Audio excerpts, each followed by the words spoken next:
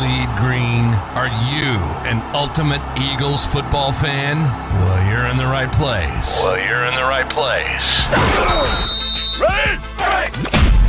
This is Birds 365, hosted by the new Mac and Mac, Jody McDonald and John McMullen.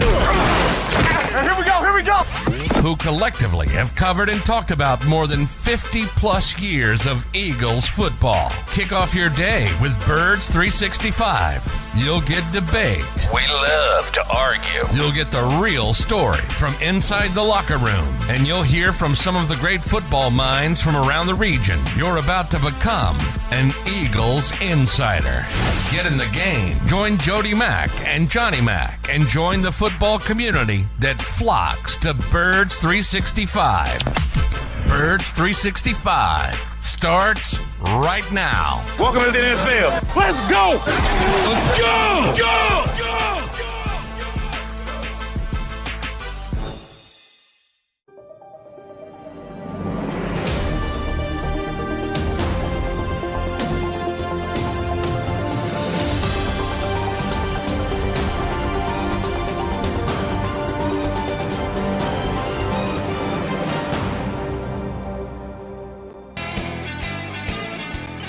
It is a Thursday morning get-together here on Birds 365. You got your Mac and Mac guys, me, Jody McDonald, him, John McMullen, and we're counting down to a Monday nighter against Seattle. Extra day of rest, not practice, as we found out yesterday.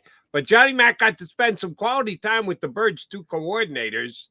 What did you learn yesterday from either of the two coordinators in charge of the Philadelphia Eagle offense or defense, John? Oh boy, got to do a better job.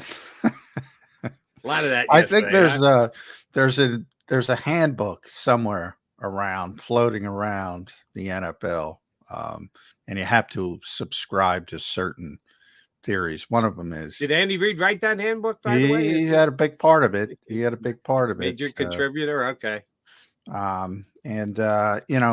Bullet point number one is I got to do a better job. So we know what it is at this stage, but both of those guys are feeling significant heat. And you can argue, I've said, look, I'm all for the criticism, criticize all you want. I do think it's absurd to talk about changing roles and firing guys when you're 10-3 and have the best record in the NFL, tied for the best record.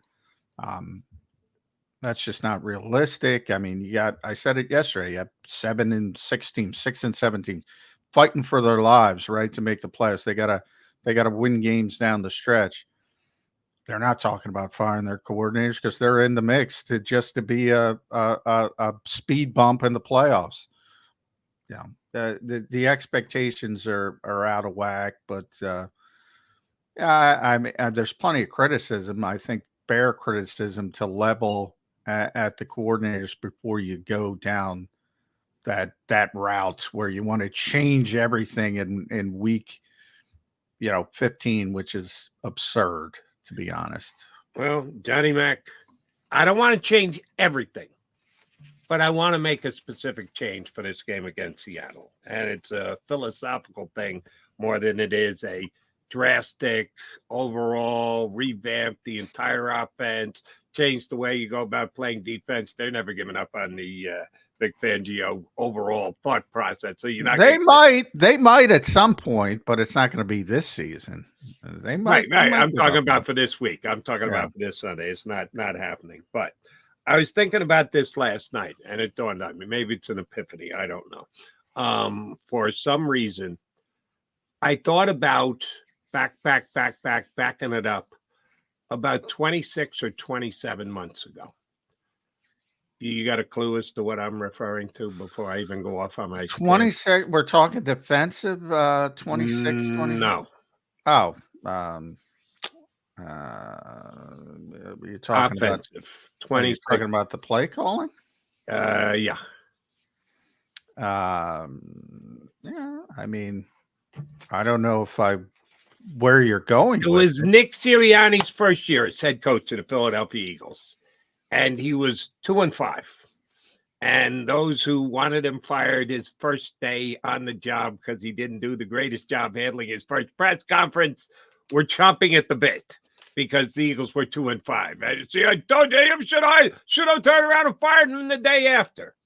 And Nick Sirianni et al. Did something significant.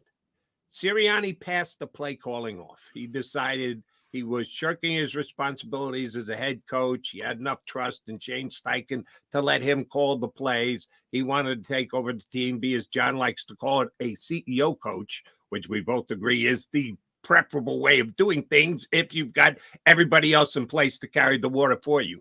And they did just that. And to Shane Steichen's credit, he said, we need to get back to what we do best. John, if we broke this Eagle team right here, right now, down into 8 groups, 4 on offense, 4 on defense, defensive line, linebackers, cornerbacks, safeties, offensive line, quarterback, running back, receivers, what would you say is the best group of those 8? You and I sat here before the season started and praised a guy whose name I can never remember from the NFL, Bucky Brooks, who said the Eagles' defensive line is the best unit of all units in football. We both said, yeah, he's probably right about that. And we agreed with it. The Eagles' defensive line has not been that this year. They're not the best best unit in all of football. They're not the best unit on the Philadelphia Eagles. What do you think the best unit is? What is the best? Well, it's offensive line, defensive front, and you can argue which one's better. I still think Eagles' defensive front is really good. They just haven't lived up to expectations. But it's definitely one of those two. Okay. And I would still lean defensively only because they're deeper, even though they're not as deep as they wanted to be, which is insane. They're deeper than the offensive line. Yeah, For that that's why I would disagree with you, because they actually need depth on the defensive line because it's a substitution position. Guys come in off the bench, non-starters, and go in and have to do a job, not the same job as your starters do, because that's why they start, because they're better. The offensive line, if there are no injuries, you put 5 guys out there, same play, every play. So depth is more important on a defensive line.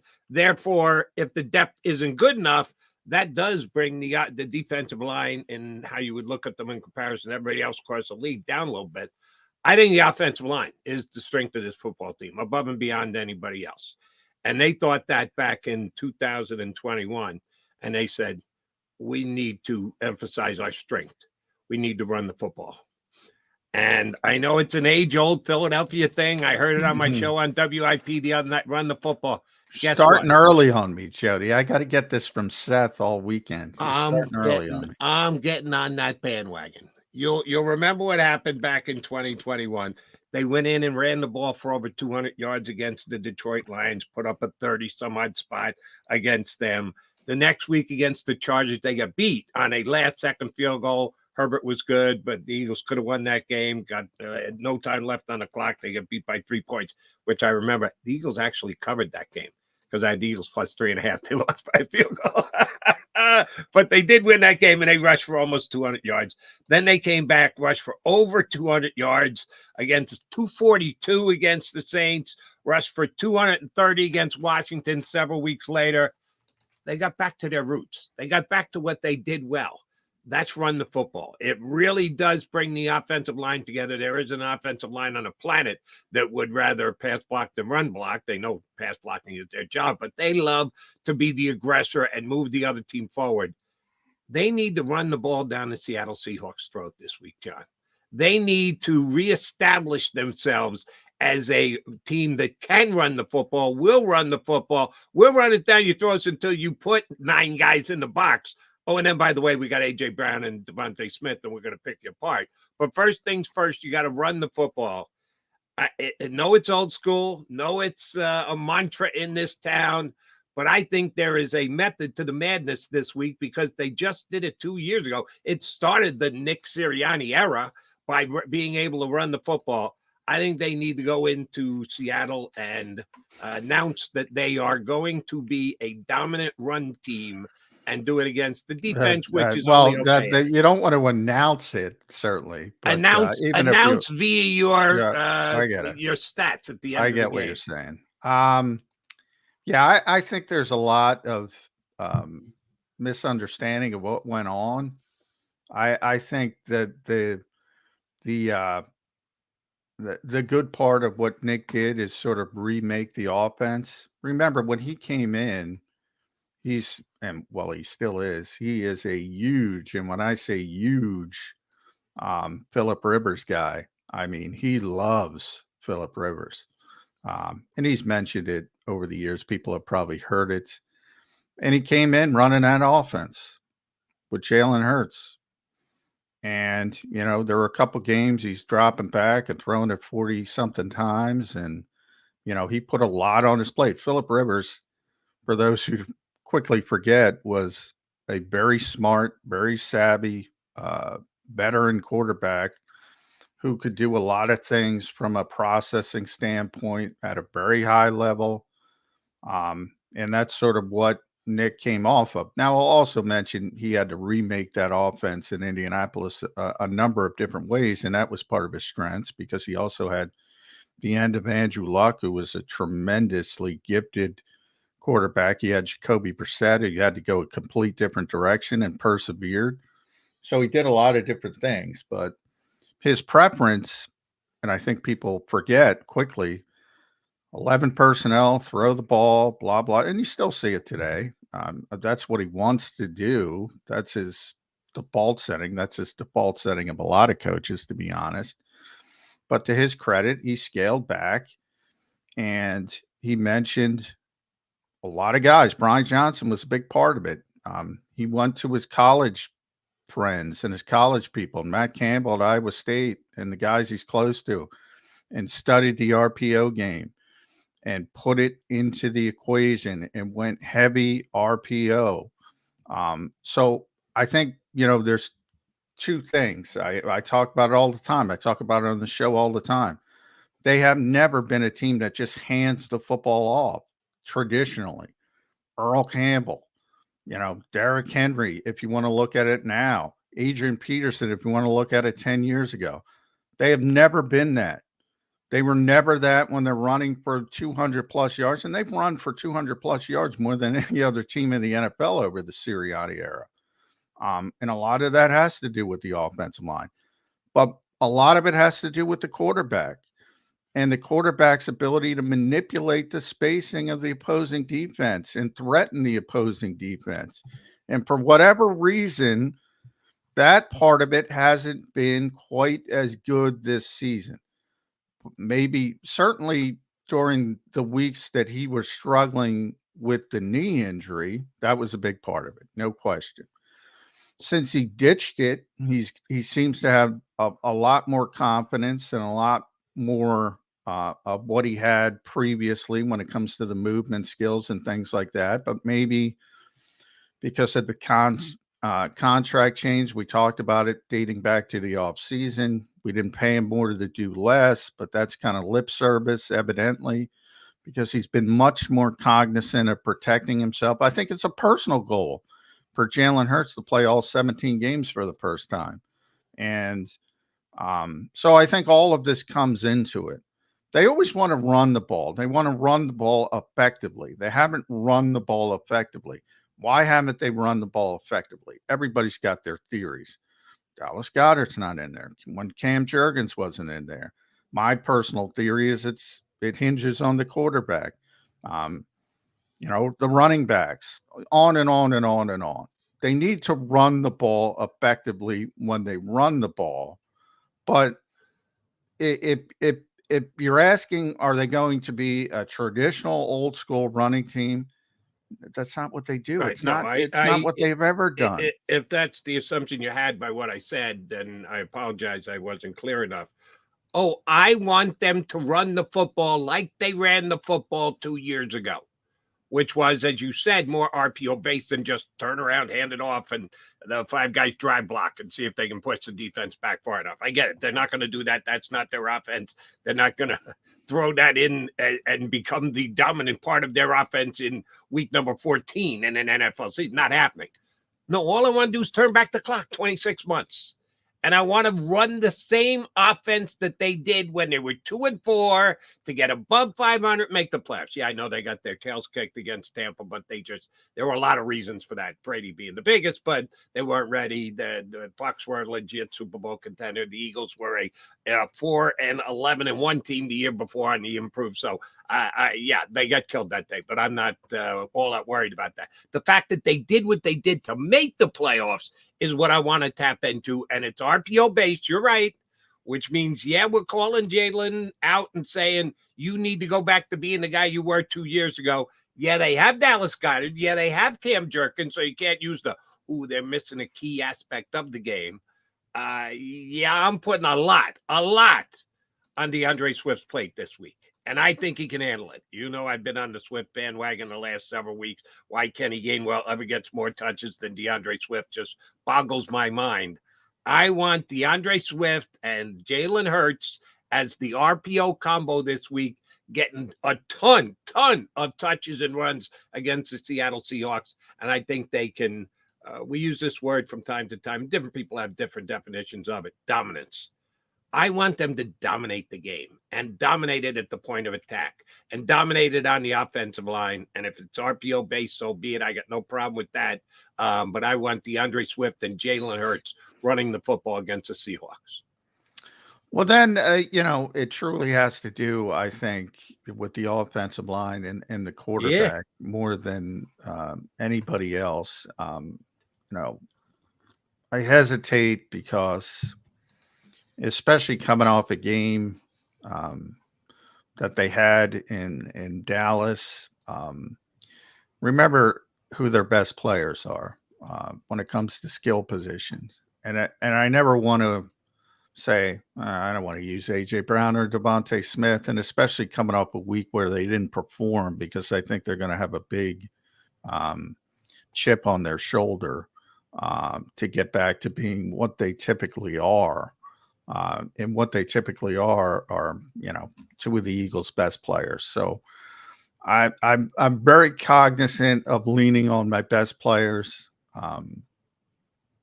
And I don't think that's a bad thing.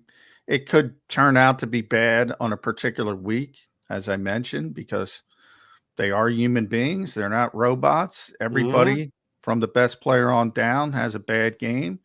But when really good players, and those are really good players, tend to have a bad game, they don't tend to have another bad game after it, because they're very competitive and they're, excuse me, they're very cognizant of the fact that they had a bad game. So I know what you're saying from a philosophical standpoint. I can't go fully down that rabbit hole simply because, their best players are the best players, and you got to lean on your best players. Right. And there's a couple things. A couple of people checked in on the stream, knew this was going to be a response.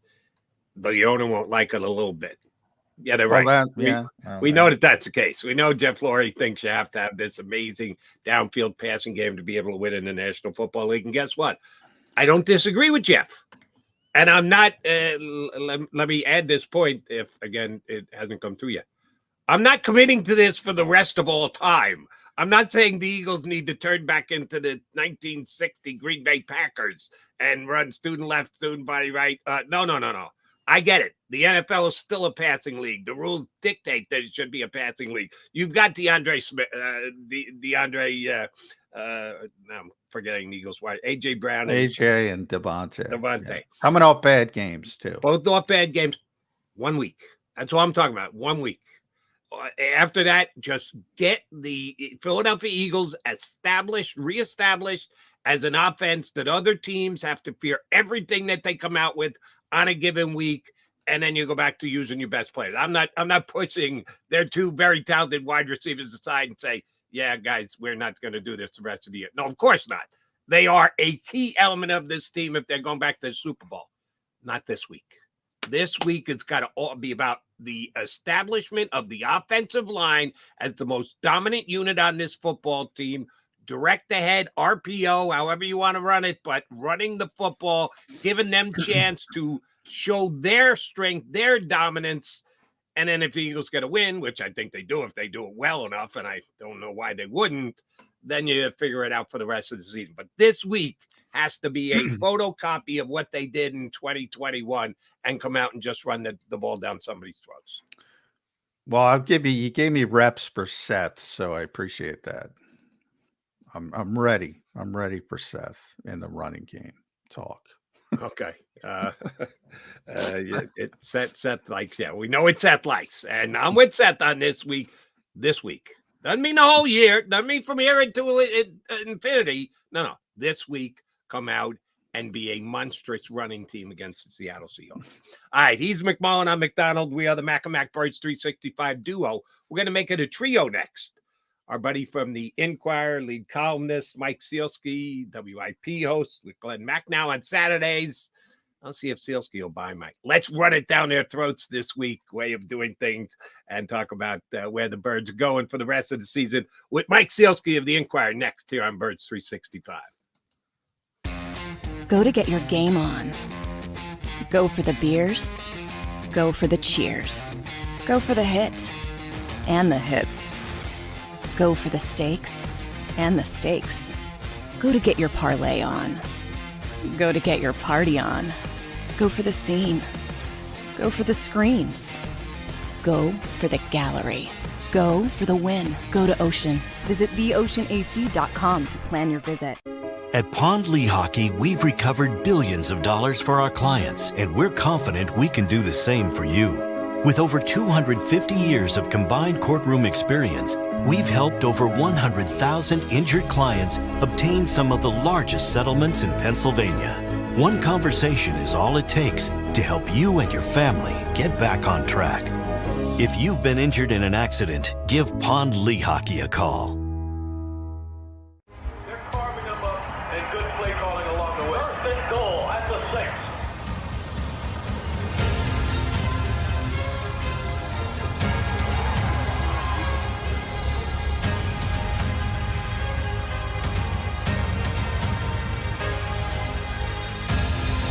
On the field of life, First Trust Bank is there for you. Champions on 3. 1, 2, 3. Because Philadelphia dreams deserve a Philadelphia bank.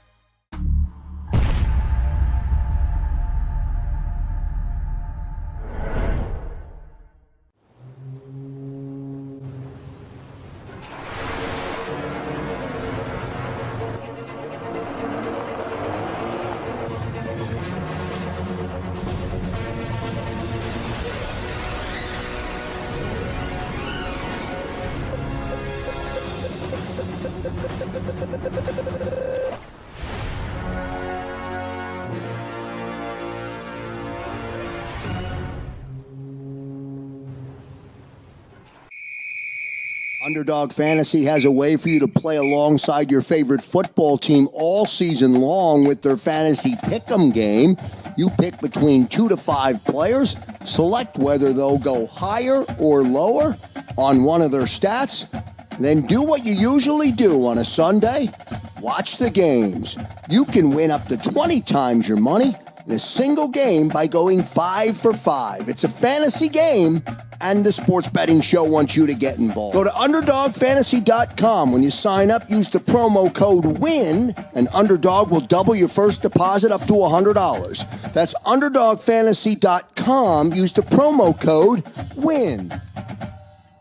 Do you stream on a Roku, Fire Stick, Google TV, or Apple TV? Now you can watch 6ABC 24/7 with the 6ABC Philadelphia streaming app. And the big story on Action News? Search 6ABC Philadelphia and start streaming today. EAGLES, Eagles.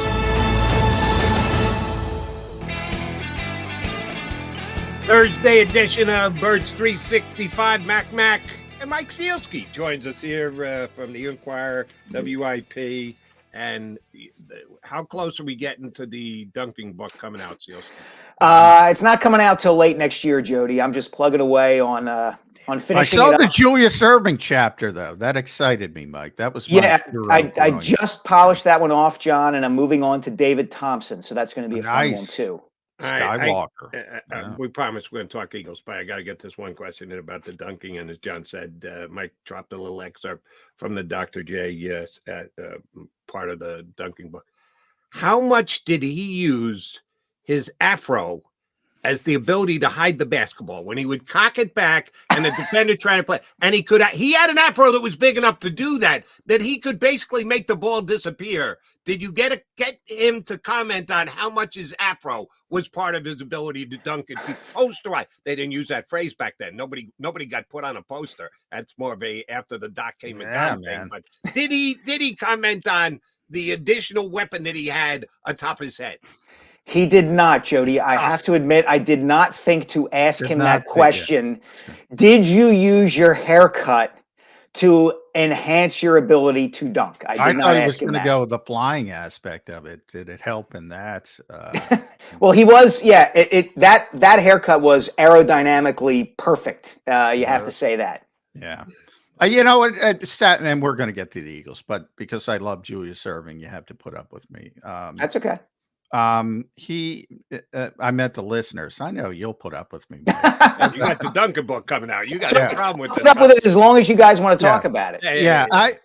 You know, in some ways it saddens me as you go through life and, you know, guys get lost to history. Now, Doc isn't getting lost to history, but I don't think people realize how impactful he was on the game of basketball and the NBA as a whole. You know, everybody goes back to Bird and Magic as saving the NBA. I think Julius Erving saved the NBA, was the first kickoff point. John, you've basically summarized the entire Julius Erving chapter in this book. I asked him about that very question about the narrative that Bird and Magic saved the NBA. And his response to me was, yeah, I think that's bullshit. And then went right into his explanation for how he felt like he and the players who came into the NBA from the ABA saved the league. And quite literally, the entire chapter that I've written is not really focused on Julius with the Sixers. It's focused on his impact and kind of the way that casual fans, the kind of people who would be introduced to pro basketball through the water cooler conversation in their offices, didn't know who Julius Erving was really until he entered the NBA. And yet here he was playing in New York in the ABA with the Nets, this amazing figure that the average basketball fan knew, but who really took the sport from that kind of hardcore fan base into the mainstream. Yeah, oh man, this is gonna suck because I'm as big a Doc fan as either of you two guys. He's might be my favorite player of all time. I have a letter in my room right now from Dr. J that my father knew. A guy by the name of Jocko Collins. You probably neither will recognize it. He was a scout for both NBA teams and baseball teams. Worked for my father. He asked Jocko to ask Doc because he knew how big a Dr. J fan I was, to write me a letter. A young, aspiring 16-year-old basketball player. I've got I save it to this day. I look at it every once in a while from Dr. J. So I'm that should tell you how big a Dr. J fan I am. I watched Doc play in front of 4,000 people in the Nassau Coliseum as a net. No, Magic and Bird took it to another level. Doc started the process. Doc teed it up for Magic and Bird. I'll give you that. But Magic. Well, yeah, I'm not arguing that point. I agree with you. They took it to another level, but I think too many people have forgotten Irving's part of the foundation, so they could take it to gave him the the next chance. level. Yeah, and the other thing you have to bear in mind, guys, is that even though Doc was playing in New York and people in and around New York, and as I said, hardcore basketball fans knew who he was and knew to get excited when the Sixers bought him basically from the Nets. Yeah.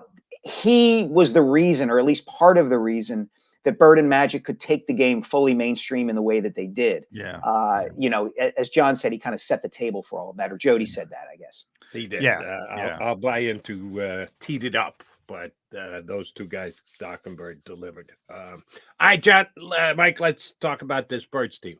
Okay. How bad did they suck? What's that line that Seth Meyers had about Derek Jeter on Saturday Night Live? You suck long, you suck bad, and you suck wicked bad, I think. Look, they don't suck that bad, but these last 2 weeks have not exactly been reassuring.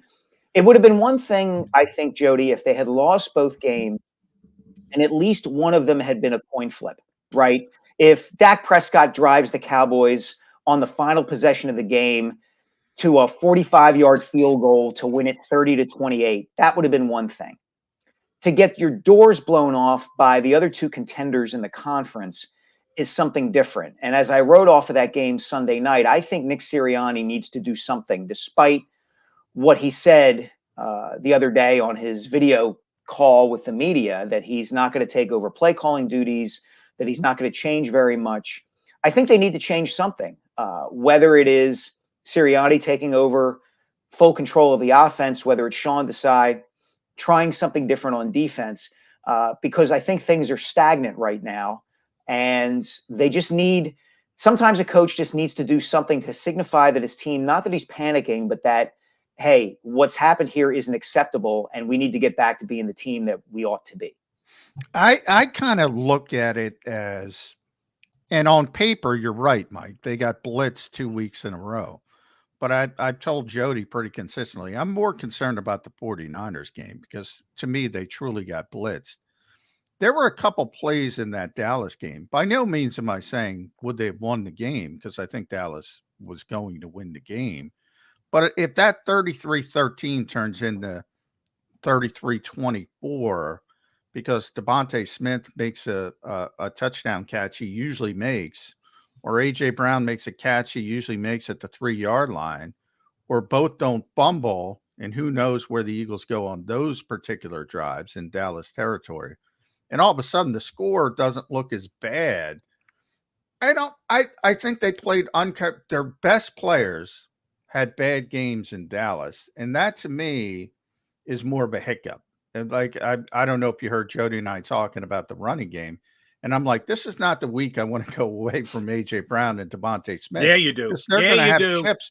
They're going to have chips on their shoulders after performing poorly. That's generally what good players do. That I don't have as much concern about the Dallas game. Now, San Francisco, they got waxed. There's no spinning that in a positive fashion. If that's the case, if you kind of agree with my thought process on the Dallas game, is it really as bad as it looks on paper? Yeah, I still think it's kind of bad, John, because they made mistakes, as you said, that they don't customarily make, except that they've been turning the ball over a lot this season, Jalen Hurts in particular. And you can, in a way, you can't have it both ways, right? The Eagles' superpower through the first 11 games of the season was they figure out a way to make the plays that they need to make when they need to make them, right? That was kind of what a lot of people were saying after the Bills' victory, right?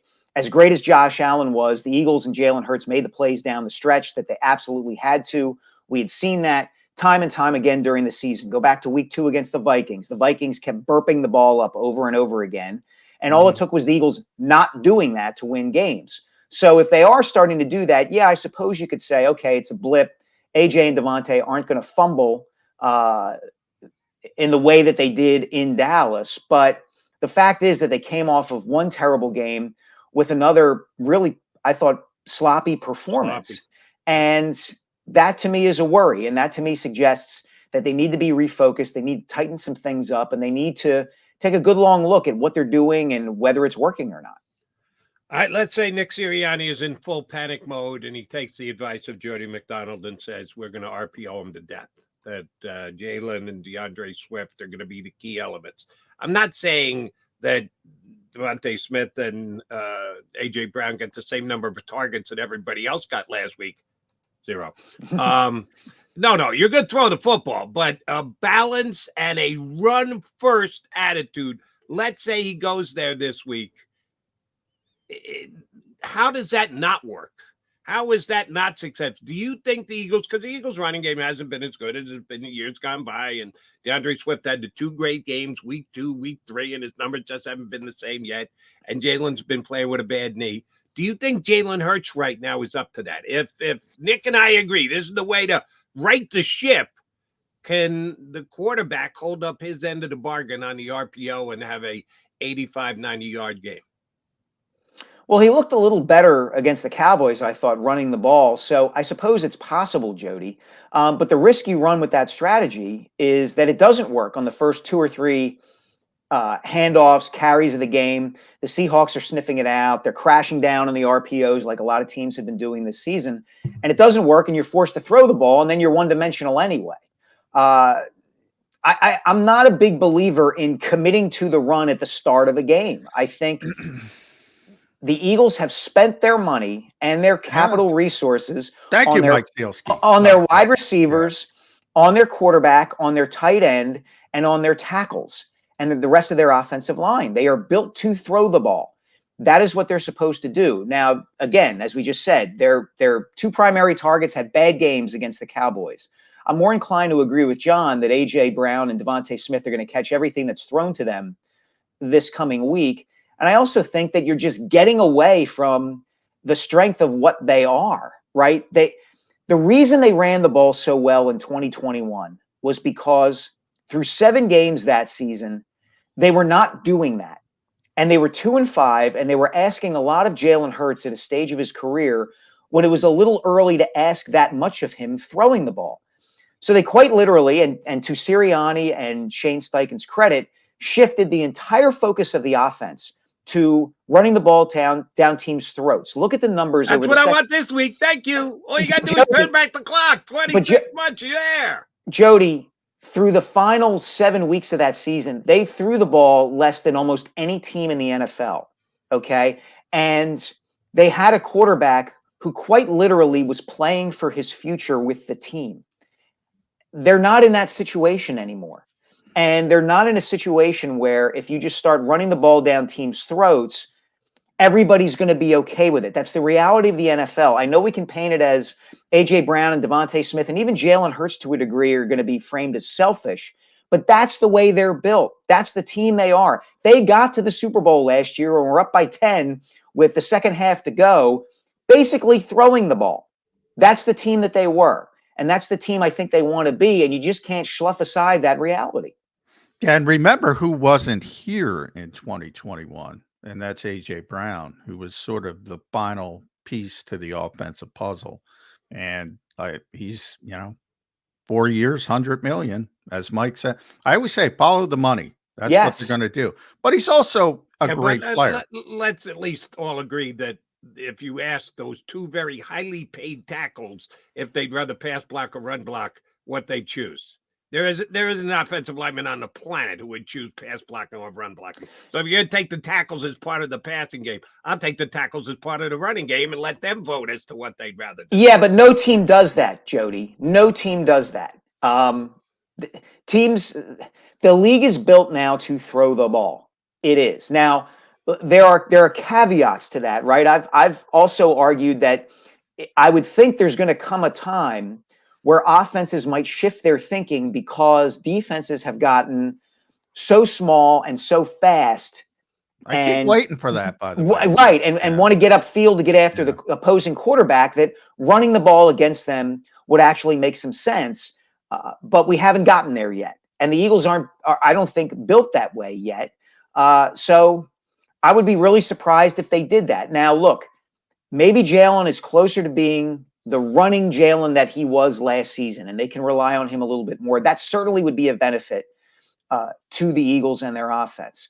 I think we have to see that first. Maybe we saw a little bit of that. I think we saw a little bit of it against Dallas. I wouldn't be opposed to them trying a little bit more of that just for but turning around and just giving the ball to DeAndre Swift or Kenny Gainwell, I don't think is the way to go. As John correctly pointed out, when I did it in 2010, it was RPO based. It needs to be RPO based again. I certainly understand that. They're not going to become an old school, just hand it off, line up in the eye and hand it off team. That's not happening anywhere in the National Football League, Philadelphia or anywhere else. But there's no reason they couldn't go back to being the type of team. All I want is one game, Mike. This week, get the ship righted, reestablish yourself as a dominant offensive, dominating team on the offensive line.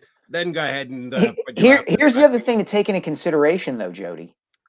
maybe they can't reestablish themselves as that dominant running team to the degree they did last season or 2021. Isaac Seumalo isn't here anymore. Lane Johnson is a year older and banged up a little bit more. And they're not quite the offensive line that they were last year, the year before that. And this is why I was never fully on board with the idea that the Eagles are going to get back to the Super Bowl. I wrote this before the season began that I did not expect them to get back to the Super Bowl. And part of this is why. There's always going to be a little bit of regression. And that little bit of regression can make a big difference.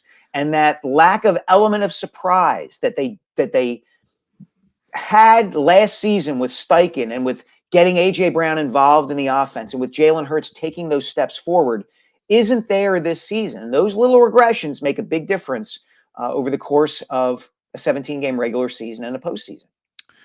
Oh boy, something we talked about Julius Erving. I'll get back to the Eagles, but the Indiana Pacers just confirmed the passing of Hall of Famer George McGinnis, who was actually turned the Sixers around before Doc got there. So yeah, that's a sad thing as well. So we give our condolences to the George McGinnis's family.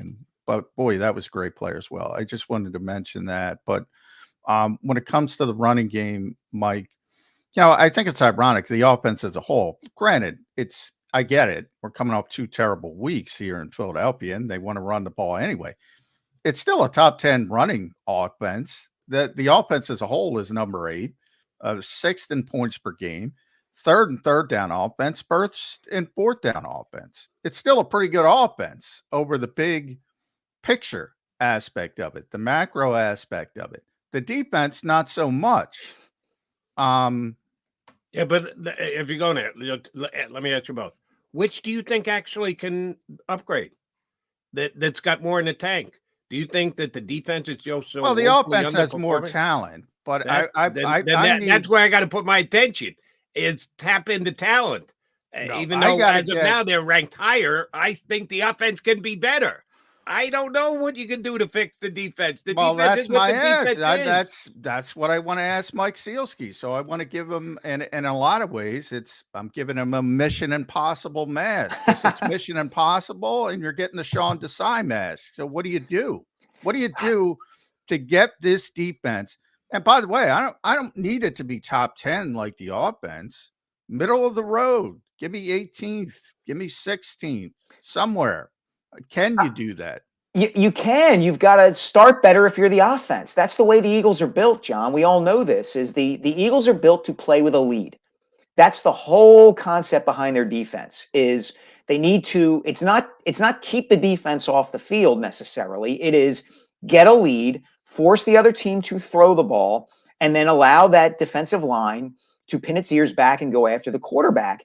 And the Eagles they've been playing from behind for 6, 7 straight weeks here. Yeah, so that's straight weeks. That's part of the reason that the defense hasn't performed as well. There are other reasons, obviously, and I was really struck by and curious about the comments that Josh Sweat made after that game to my colleague Jeff McClain about the idea that certain guys on the defense seem to be more individually oriented than unit oriented. Mm-hmm. And I wonder about that. I mean, look, I'm as big a Hassan Reddick admirer as anybody who covers the team, but I wondered about that. I don't know it to be true, but is Reddick playing within the structure of what he ought to be doing? Are Jalen Carter and Jordan Davis playing within the structure of what they ought to be doing? Is the rest of the defense doing that?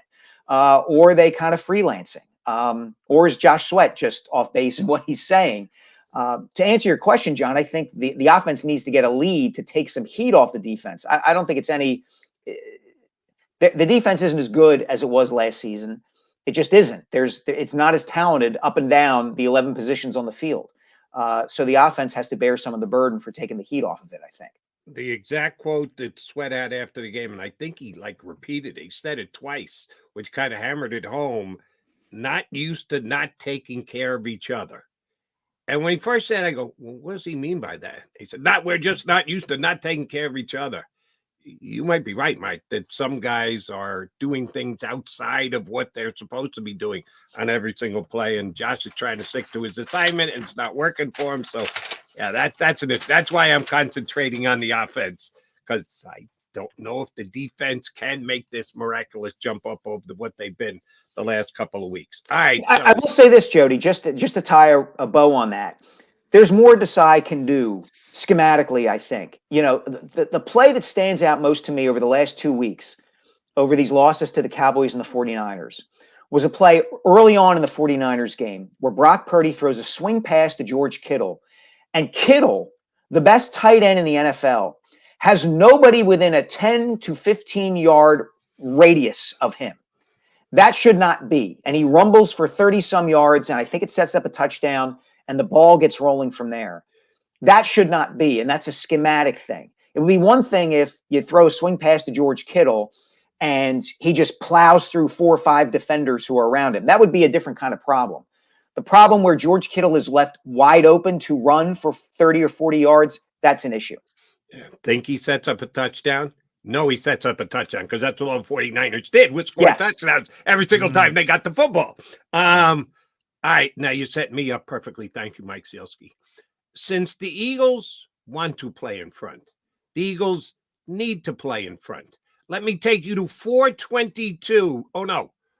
8:13 on Monday night, and 4 guys from each side go out to the middle of the field, and the referee's got this little object in his hand, and he talks to both sides, and then he flips the coin, and the Eagles correctly call it.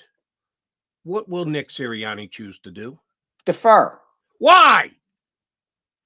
Because Did you just finish telling me the Eagles are a score-first team? Don't you just tell me that the Eagles need to play from in front? They're not good playing from the fly. You win the coin toss, and you don't say, give me the ball so I can do what Mike Zielski says we should do. Or you say, I'm likely to get the ball at the end of the first half, and then at the beginning of the second half, I can double up. And look, we can play these games all day, Jody. Like, you can make an argument that if Sirianni sends his offense out there, he's sending the message that he's not confident in his defense. I don't know. I don't get worked up about these kinds of things. I think the idea of getting the ball at the end of the first half and then getting it at the beginning of the second half, I like that idea. I just do. I know, but they got the ball first last week against Dallas, and they went right down the field, and they scored again. So between the first half and second half becomes meaningless. It's a possibility that you could possibly have it. Yeah, you could. And you definitely know you get it first and the second half, but then you have to be able to get to a position where you take advantage of it at the end of the first half, and Eagles haven't been in that position either the last 2 weeks. I don't have a problem with it because the Eagles are a good team in theory. So, generally, if you're a bad team, I think there's more thought process. Oh, let me shorten the game. Let me try to get to the fourth quarter with a chance to steal the game. The Eagles have this mentality, and they should, that we don't have to worry about that. We're not going to lose the game because of the coin toss. We're going to get, and they didn't lose the game because of the coin toss. They got blitzed and outplayed by 2 very good teams as well. I don't have a problem. What game would they have ever won because of the coin toss? Maybe none. I get none. It. The opening game in 2000 when they onside kicked in Dallas. Yeah, and even I don't think anybody's winning. Back 23 years. I don't think anybody's winning or losing games on the coin toss, but I do think bad teams should try to shorten games and that. But they're not a bad team. The question is how good they are. So I'll end it there. At Mike Zielski, make sure you follow Mike on X, formerly known as Twitter. Tremendous job. Hey, you got advocating for Chase Utley and Jimmy Rollins to be in the Baseball Hall of Fame. I just mentioned his latest chapter in his upcoming book about the slam dunk. It's about Julius Erving. Check that out. And obviously, Mike does a tremendous job covering the Eagles as well. You mentioned and you wrote about Nick Sirianni has to do something. So if you're Nick Sirianni, what are you doing? We kind of said, I gave you Sean Desai, but Nick's the guy in charge. He's not going to take over play calling. He's very, very honest about that. Now, he could give it to Kevin Patullo. There's different ways you can go about it if you want to make a change. You can call his old buddy Frank Reich. I know a lot of Eagles fans would be happy with that, but I don't think Frank would do that. What is the big change that Nick Sirianni can do, Mike Seals? I think some of it is tone, John. I do. I think I'm always leery of a coach creating the perception that he's panicking. However, I do think that it is a relative weakness of Nick's that while he is authentic and players appreciate that and probably prize that most in a coach, there's an element to him, I think, of getting ahead of himself when it comes to his public behavior. And I think in some ways, the way he deals with the team. I'm not expressing this quite the way I want to, as precisely as I'd like. But I go back to a moment during the Super Bowl last year where the officials were reviewing a catch by Devontae Smith. And Nick was quick to go first down and motion to the Chiefs defense to get off the field. The Eagles defense offense was going to stay on the field. And the officials actually overturned the call. And Nick was wrong. And Jalen Hurts is standing next to him, and he actually grabs up and lowers Nick's. He's the adult in the relationship. Exactly. Yeah. And I do think there is an element of, now that things are getting a little hairy, and they are, doesn't mean they're not 10-3, doesn't mean that they can't sweep these final 4 games and be 14-3 and still maybe be the number 1 seed in the conference. But they got to get there first. And I do think there's something to be said for just Nick tightening up a little bit. And this to me is not a time where you double down on being the braggadocious kind of personality that everybody in Philly loves when it's going well, and everybody around the NFL likes to see get his butt kicked when the Eagles are getting their butt kicked. I think there's something to be said for him, just tightening it up a little bit and projecting both to the team and publicly, hey, this ain't acceptable. We need to fix this right now. It doesn't necessarily have to be a play calling thing, although I wouldn't be opposed to that. But I think you're right. He's not going to do it. It just, to me, is more of a subtle expression that, okay, now's not the time for fooling around. The play calling's the play calling. It'll be what it'll be on Sunday. Monday night. And then the ball's going to get snapped. And Jalen Hurts is going to have it in his hands. And Jalen Hurts is going to do what the play calling does but does he do it on the level that he did last year? No one would argue that Jalen's off from last year's level of production, performance, whatever else. You got faith that this week he goes back to being the 2022 Jalen Hurts? Look, there have been times this season, Jody, where he's been the 2022 Jalen Hurts. I think we undersell him playing with that bone bruise on his left knee and the relative excellence that he displayed when he played with it. I mean, he was really good against the Commanders in Landover in a game they needed him to be really good, where he couldn't run. He picked that team apart from the pocket, and I know it's not a very good team, but he still did it, and what he did against Buffalo and those sorts of things. So have there been times this season when he's done that? Yeah. Does he need to get back to it more consistently? Yeah. And I think if I'm betting on a player, I'm going to bet on Jalen Hurts. And maybe this simply needs to be a matter of him and Nick and Brian Johnson sitting down and looking at some tape and saying, see these guys here where you got to get the ball to them there? Do that. Just get back to kind of refocusing on what he needs to do and what the team as a whole needs to do to kind of sharpen things up. Hopefully that's the case this Monday night against the Seahawks. Mike Sealski, always a pleasure. When next you talk to Doc, not for the book, but just ask him the Afro question. I just love to have the answer that way. I shall do my best, Jim. Thank you very much. Mike Sealski, thanks, guys. Inquirer, lead columnist, and also Saturdays on WIP with Glenn Mack now. All right, Mac and Mac, guys, that's McMullen and McDonald. Here with you on Birds 365. Brooks Cabina from The Athletic, their new beat writer, will be joining us. He's been on with us earlier. He's making his way in Philadelphia. He's got 6 or 8 weeks under his belt now. He's an old school Philly now he's guy. Seeing the adversity of Philadelphia. He's seeing guys showing up, fire Sean Desai, the run the ball knuckleheads. Yeah, he's getting to see the whole Philadelphia right away. He's getting to see the whole Philadelphia experience. Now, see, I was going to go to break, but I got to ask you, knuckleheads. The run the ball knuckleheads. Well, when they're showing up, that's what I meant the showing up aspect. So you're against protestation. I'm not against it. I just think it's if you're calling them knuckleheads, I think it's fair to say that you're against them. I think not against them. It's a poor use of time, is how I would describe it. You're not going to affect anything, so it's a poor use of time, and that's the knucklehead part of it. Okay, just checking because I'm advocating a return to the run this week. This week, I'm only taking this stance. I'm only with those guys. No, I don't have a sign. No, I'm not going down. Even if he had a bigger placard and it said "Run the ball effectively," which would be correct. That's what they need to do. Just add the word "effectively." I'd still call him a knucklehead for going down there and putting it up. Okay. Chances are that person doesn't host Birds 365.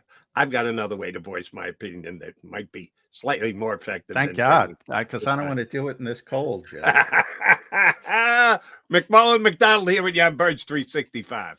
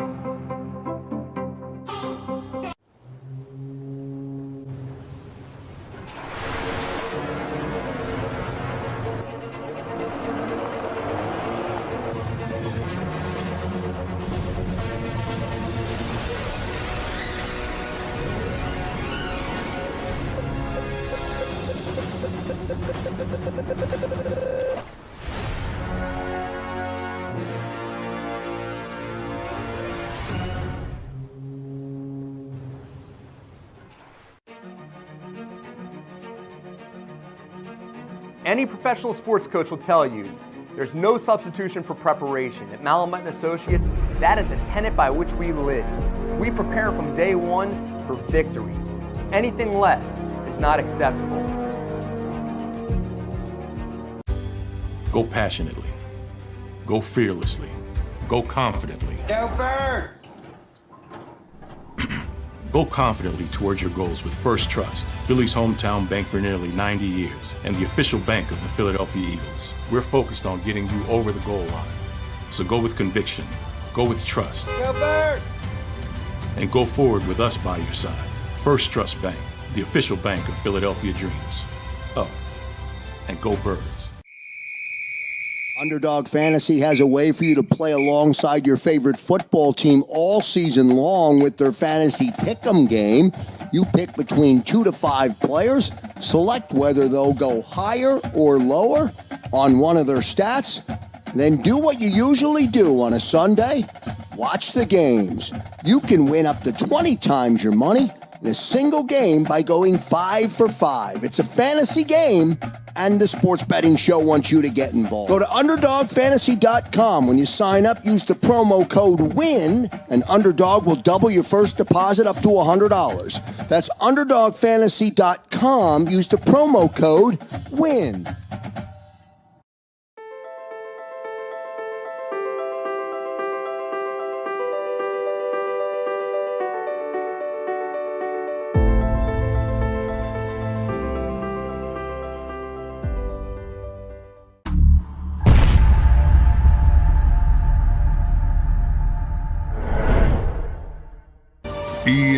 EAGLES, Eagles.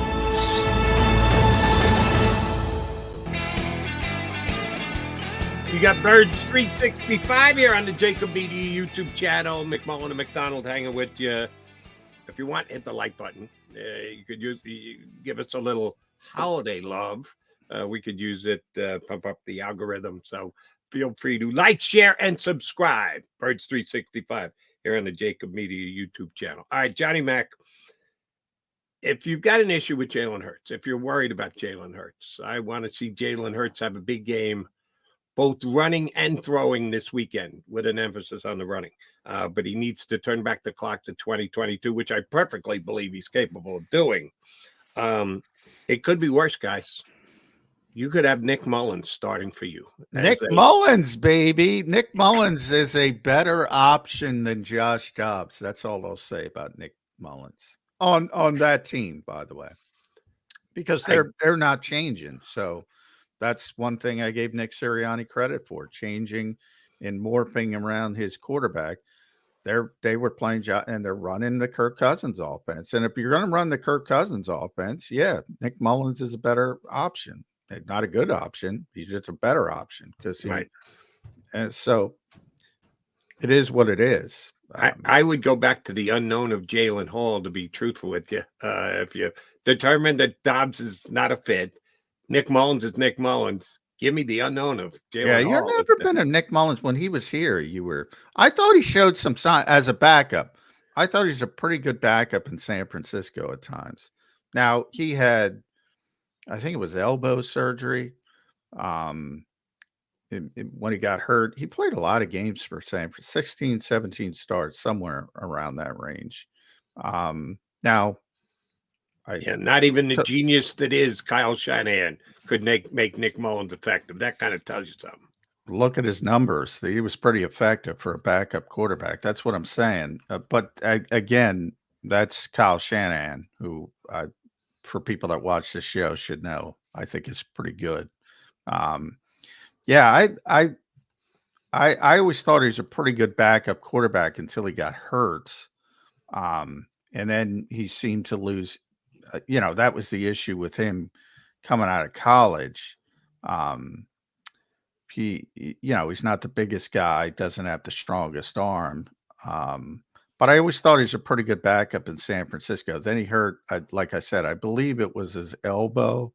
And then when he got here, he was still sort of rehabbing from that, and his arm strength just wasn't there. I don't know where he is, but he came into that game last week, which was one of the worst games of the year, and he gave him a spark that they didn't have without. And the spark was, Jody, was getting the football out on time. That's it. And it is so underrated.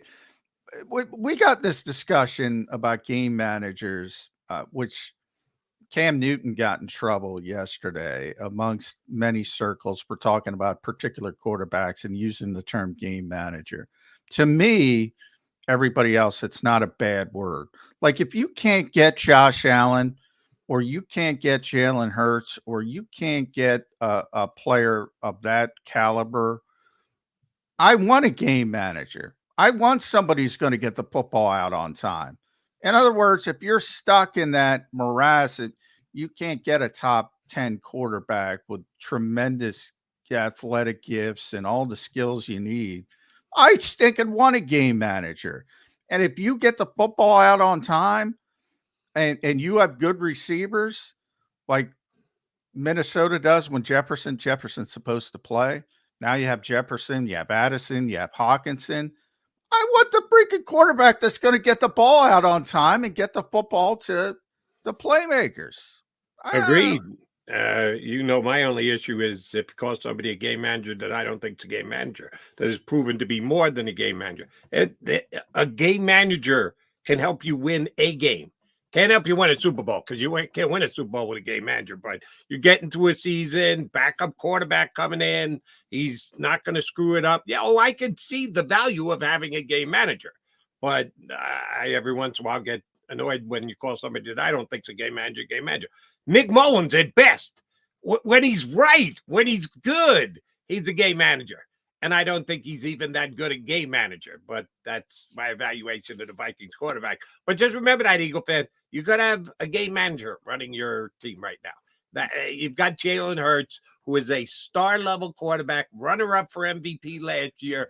Last couple of weeks haven't been great.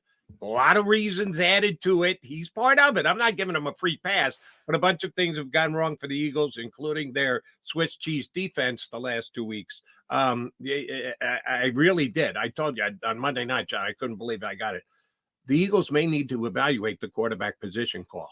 meaning they could be looking to change Jalen Hurts going into next year. What the are you? You really got that call, man. Oh, Yeah. I'm perplexed by the reaction, and you get it more than me. So, I mean, you actually talk to fans oh yeah. on the air, so you get it more than me. I'm like, there's 4 teams in this league at 10-3. I mean, I don't. We're at 33 consecutive weeks, Jody. 33 consecutive weeks. Can I add to your point? Of the 4 teams that are 10-3, none of them have a defense as bad as the Philadelphia Eagles. Not even close. They are far and away of the 4 10-3 teams. The other 10-3 teams all have either outstanding defenses, Ravens, Niners, well above average defense, Dallas Cowboys, and then there's the Eagles defense. So for Jalen Hurts to be 10-3 with the Eagles defense kind of tells you how good Jalen Hurts is. Yeah. Yeah. I can't even. I don't know how you handled that call, but I would have immediately. I laughed instead of getting overly annoyed. I said, "Really? Are you kidding me? Do you really believe that?" Yeah, I did. I couldn't believe that I took that call. All right, Johnny Mac. They're playing Seattle on Monday night, and they lost 7 consecutive games to the Seattle Seahawks. 7 in a row. Anytime you've lost 7, you've done anything 7 consecutive times in the NFL, it grabs your attention. You got to take notice of it. What kind of an effect does that have on the game on Monday night? Well, say that. Give that to me again. They've lost when the Philadelphia Eagles have played the Seattle Seahawks, both regular season and playoffs. The Seattle Seahawks have won 7 consecutive times. 7 for 7. How much of a big effect does that have on a game on Monday night? Not much. Not I much mean, at all. I mean, they don't play them that often. You go back to the playoff game where Carson Wentz gets the concussion early and Josh McCown tears his hamstring and plays through it. By the way, tip of the cap to Josh McCown, and he almost got him a win. Yeah, what does that have to do? Carson's not even. None of it, especially. If you have, and we talked about it with the rivalry discussion over a couple weeks, you're playing the Cowboys twice every year. You're playing the Giants twice every year. You're playing the Commanders twice every year. You can see some themes developing in those types of matchups. And occasionally, if you're really good, like the Eagles and 49ers, maybe you see each other in the playoffs and you see each other. You play in the regular season, you see each other. It can develop into that, at least for a short span, but that hasn't been the case with Seattle. So a lot of those wins were when Seattle was really good with Russell Wilson and going to back-to-back Super Bowls, should have won back-to-back Super Bowls, to be honest.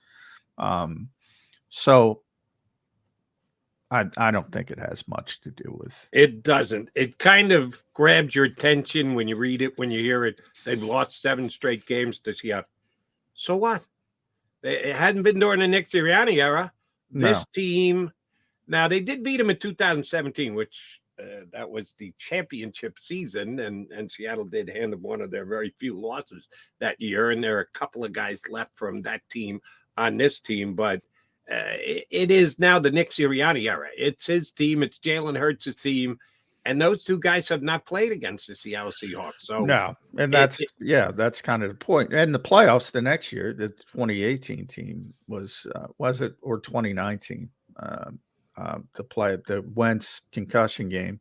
I mean, doesn't have anything to do with anything.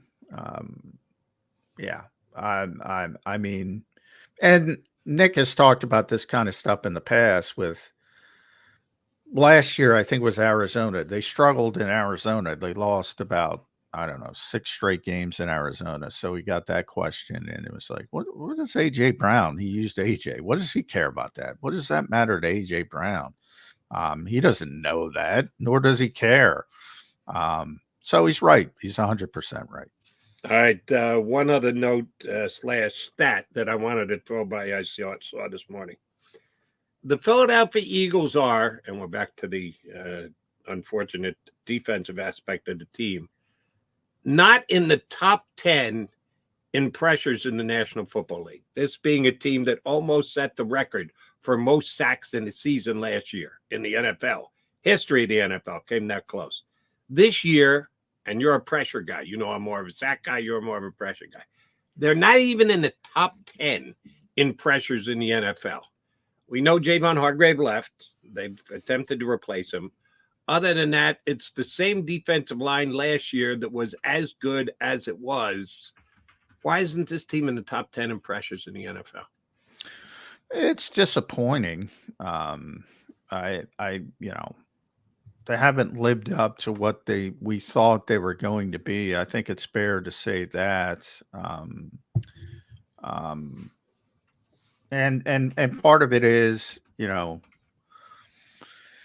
a lot of people, I mentioned even if you brought all 5 starters, they lost back. And even if Jonathan Gannon was back, to the hatred of everybody, they wouldn't have been near 70 sacks again. That is an anomaly. Right. Even with a good group, that's an anomaly. And it was always going to be sort of that regression to the mean. So that part of it is, and by the way, it's stunningly close to, if you look at the pressure percentage for the Eagles this year versus last year, it's a little bit worse, but it isn't nearly as egregious as you might think. So it's just the sacks that are dropping off, you're telling me. Yeah, and that's why sacks are a little bit unpredictable. Like, I say it all the time. Are you playing against Carson Wentz, who's going to hold on to the football forever and give you a chance to get 9 or 10 sacks or whatever they got? Or are you playing against, Tom Brady in his prime, who's not going to give you? So those things, there's a lot of variables to that. And then pressure percentage is up across the league as well. So you have more teams pressuring the quarterback. So it's up in the league, but down with the Eagles. That's not a good sign, Johnny Mac. But I'll look at it. The Eagles, and I'll have to look at 2022. I know it's not. This year it's 23.4.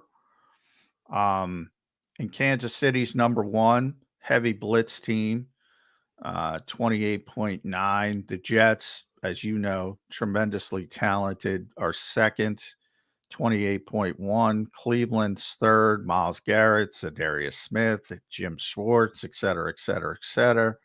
26.8. The Dolphins, but they lost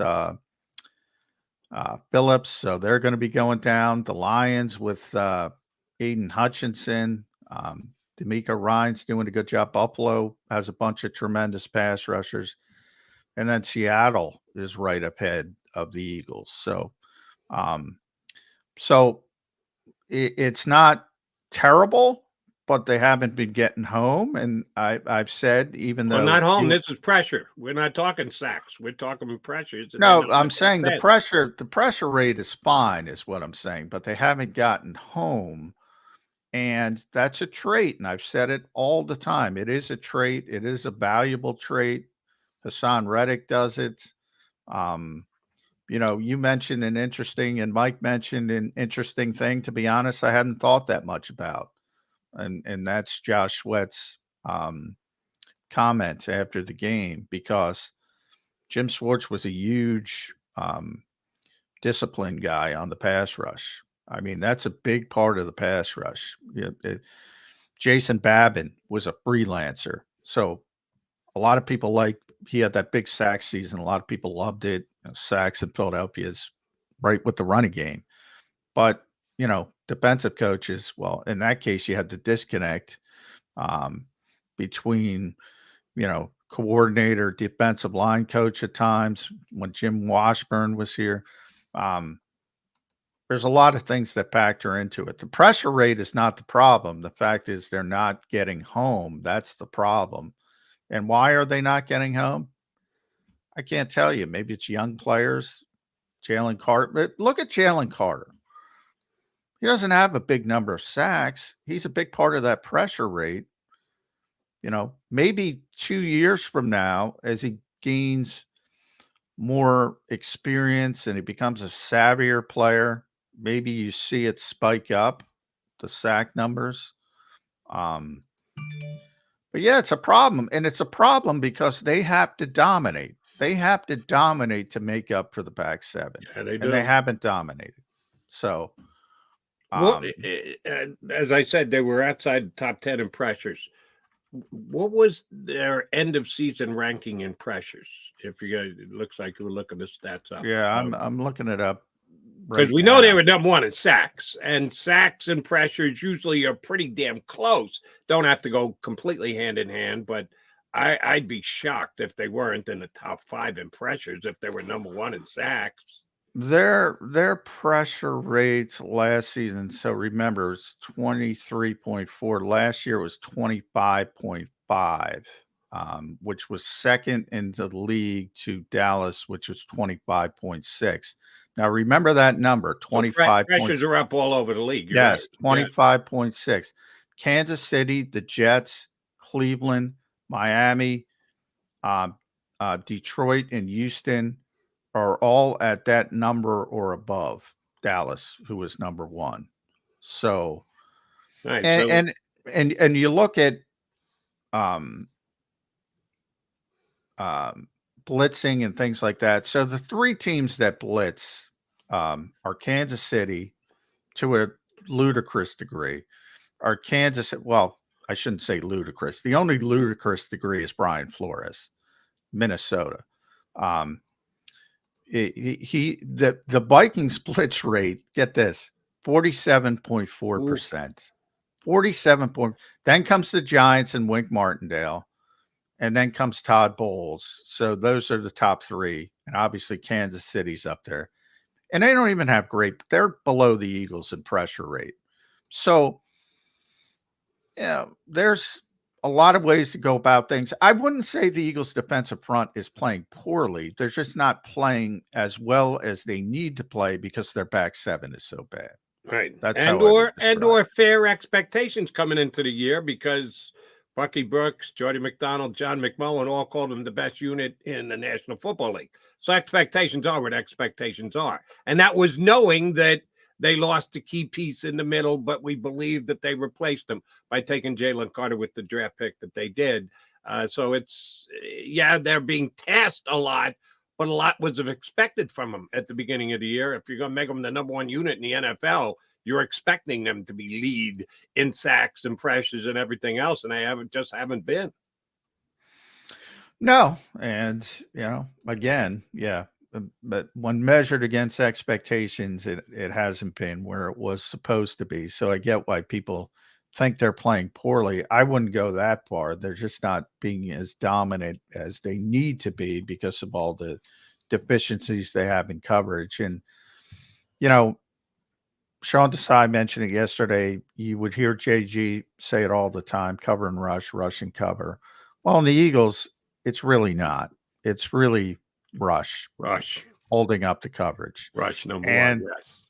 It hasn't been able to do it. Yeah, and I got no problems holding him to the level of expectations. That's everybody is everybody here.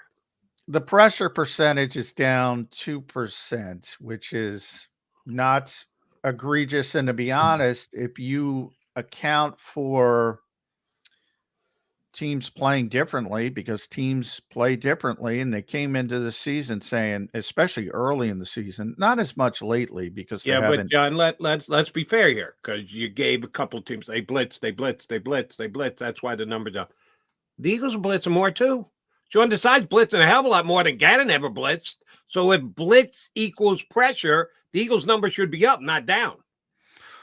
Well, I don't think that the Eagles blitz rate under Jonathan Gannon last year, because I have the numbers up because I was looking up the pressure, was 22.1%. So right now they're at 23.2%. That's just slightly up. Yeah, I mean, I thought it was more than that. I would have guessed it would be more than that of an increase. Well, it goes, last against San Francisco, they blitzed a lot. It was 37%. Against Dallas, they scaled it back. They barely blitzed. So it's been pretty drastic with Sean. They were at 37% against San Francisco, which would be 5th in the league. So they would be, right at the top of the league if they do that consistently. But they don't do that consistently. And I don't know why they did it against San Francisco. On paper, that's where I'll criticize a guy like Sean Desai. Like on paper, that's the team you're going to blitz. Like, why would that be? That's the team with the quarterback who can get the ball out quickly and playmakers all over the place. It makes no sense to me. So anyway. And it sure as heck didn't work to the tune of 6 consecutive touchdown possessions. All right, he's McMullen. I'm McDonald. Mac Birds 365.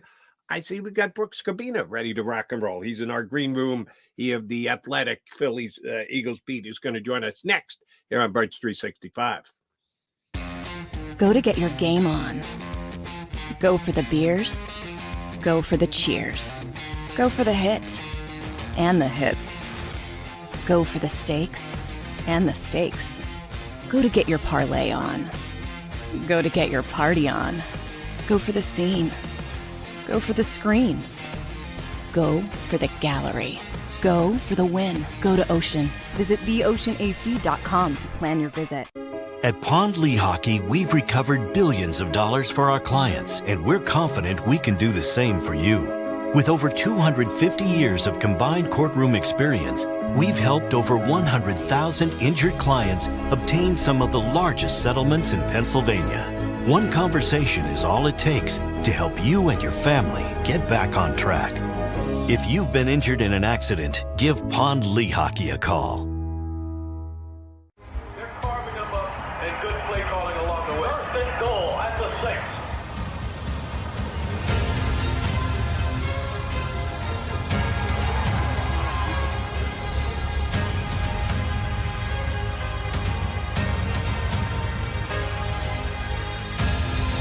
On the field of life, First Trust Bank is there for you. Champions on 3. 1, 2, 3. Because Philadelphia dreams deserve a Philadelphia bank.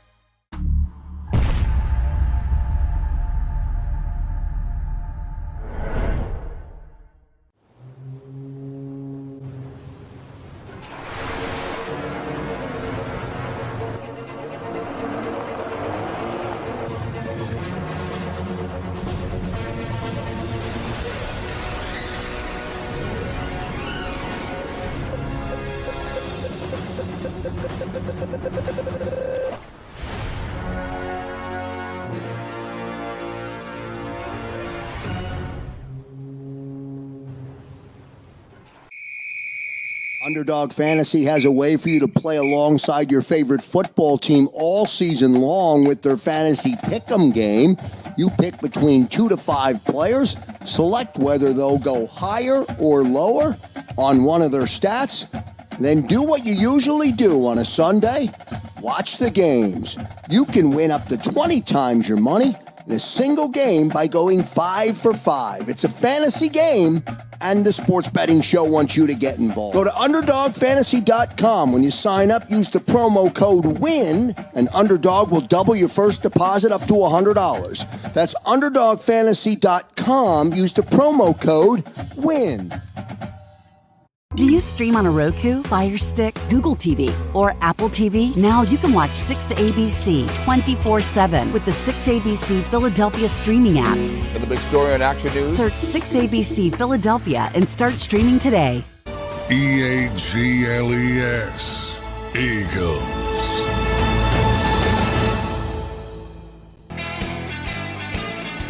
You got John McMullen and Jody McDonald, your Birds 365. You're joined by Brooks Cabina, making his way in Philadelphia, learning to be a Delaware Valley native. How's the process going, Brooks? It's good. I'm on my 3rd Airbnb in a couple months, and the second one was the one that I felt like I got most indoctrinated. Some random person started throwing fastballs at my front door, exploded hands and stuff until I finally moved out. So they must have seen my Texas license plates or something. Oh, see, that's just not right. You got to get that switch quickly. Yeah, you got to make that switch quickly. It's ironic, Brooks. I think you've gotten the full, and now you tell me you even gotten more of the Philadelphia experience. But from a football sense, you've gotten it already. You got the heights when they're 10-1, and all the chests are pumped out, and this is the greatest team in the history of the world. And now you're seeing 2 losses, and everybody wants everybody fired. How's that experience been for you? Yeah, I mean, definitely the highs and the lows here. And that shows the expectations, right? I mean, the team was pretty much, 1 loss to the Jets coming in, and then seeing how dynamic the team could be, and also how heroic some of the players could come through in some huge moments against some major teams. But even through those games, it was clear that there were some flaws that might take over. Those were things that I wrote through that time too. And now seeing those culminate in 2 very embarrassing losses, I can understand some of the response of people who thought that this team might have been a Super Bowl contender. So, yeah, I mean, this is as invigorated a fan base as I've ever been around. So, seeing their interest, and obviously whenever things go terribly wrong, the response is kind of warranted in some ways and understandable for sure. Speaking of heroes, if you're gonna be a hero in the NFL, don the superhero cape. Chances are you're gonna have to be a quarterback. And last year, Jalen Hurts was pretty damn heroic for this football team, runner-up for the MVP. This year, a drop-off. If you've got a grasp on it, if you could tell us why you think that is, love to hear it from a guy, because we were all indoctrinated. We were here every single game last year. You bring a different perspective. You're joining the fray this year, not here last year. Can you see something that maybe we're not seeing because we're too used to the Jalen last year as to why this year's Jalen isn't as good as last year's Jalen? Yeah, I can't guarantee that my fresh perspective is going to be anything different than you maybe haven't thought yourselves already. But coming into this and looking at some of the games before, this was a team in some ways that was maximizing its wide receivers, at the very least this year, like getting to A.J. Brown and Devontae Smith. Brown was on a record tear by the time that I showed up and watched. And the difference that I think really changed things the last month for sure is that Dallas Goedert was out. And I think that had a lot to do with a lot of the problems getting the ball down the field in the passing game. There was a play to start, I believe it was the 49ers game, where people were seeing how Jalen Hurts maybe had a deep shot downfield that he wasn't taking. But, Nick Sirianni admitted that wasn't even a read for that tight end. I mean, they had three guys at tight end, and only one of them had secured a catch all year. So that eliminated a lot of options in the passing game. You could see how Jalen Hurts, working through his progressions and whatever was available to him, there really weren't that many options beyond Brown and Smith. And when teams were doubling A.J. Brown, there really wasn't much else to go. And he wasn't really using his legs as much. And we started to see that against the Cowboys early on. And that, honestly, I have a lot of questions. What if they hadn't fumbled 3 times in that game, especially at the start of it, how quickly would things have unraveled? Because they were moving the ball. That was, I think, a little bit more of the Hurts people had saw last year, because he was part of that high-octane rushing attack. And he had scampered for close to a 15-yard game before he fumbled there. And who knows what points that would have reached. But they just don't seem like they're in rhythm. And that includes Jalen, and that includes a system the past month that's been trying to figure it out without Goddard. They got him this time, and I think turnovers are really the major reason why it didn't function on Sunday. If they eliminate that, then I think you start seeing the offense that people are more familiar with. You mentioned options broke and targets. It was notable in Dallas, only 3 players got targets. And Nick Sirianni's very honest about the offense and his offense, and he said it probably 100 times behind the scenes, and he went on record with it again. So you got to see it. This offense runs through A.J. Brown, Devontae Smith, Dallas Goedert. However, if you look at a average game, you're going to have 7, 8 guys get targets, whether they're effective or not. No one's going to complain about, as you mentioned, AJ's historic streak of 125 straight yards in 6 consecutive games. Never happened before. It's not an issue when he's dominating. But that does concern me when you only have 3 guys getting targets. Is that just an anomaly you overlook and say, it's just that game? Or well, what did you make of that? Yeah, there are 2 ways that I look at that. That's either one, a choice that's very direct from them to choose to go to Brown and Smith, and that's it, pretty much.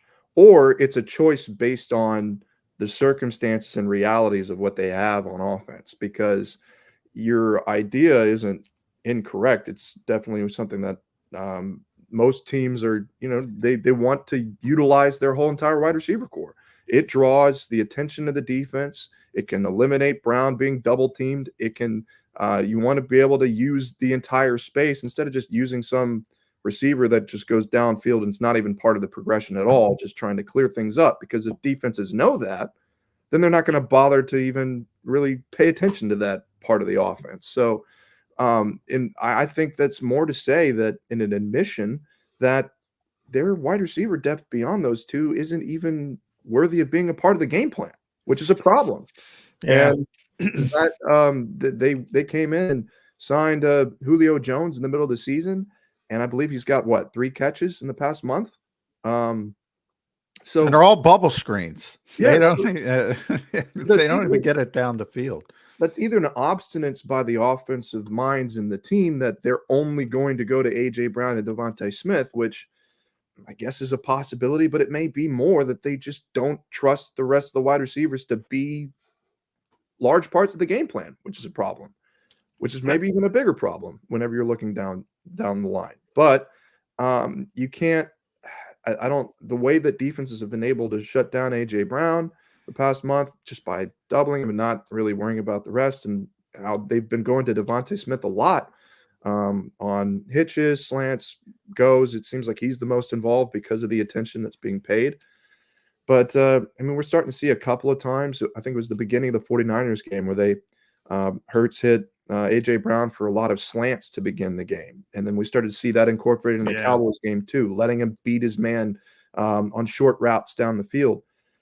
But it's got to be a more balanced offense. We've seen that in a lot of other teams.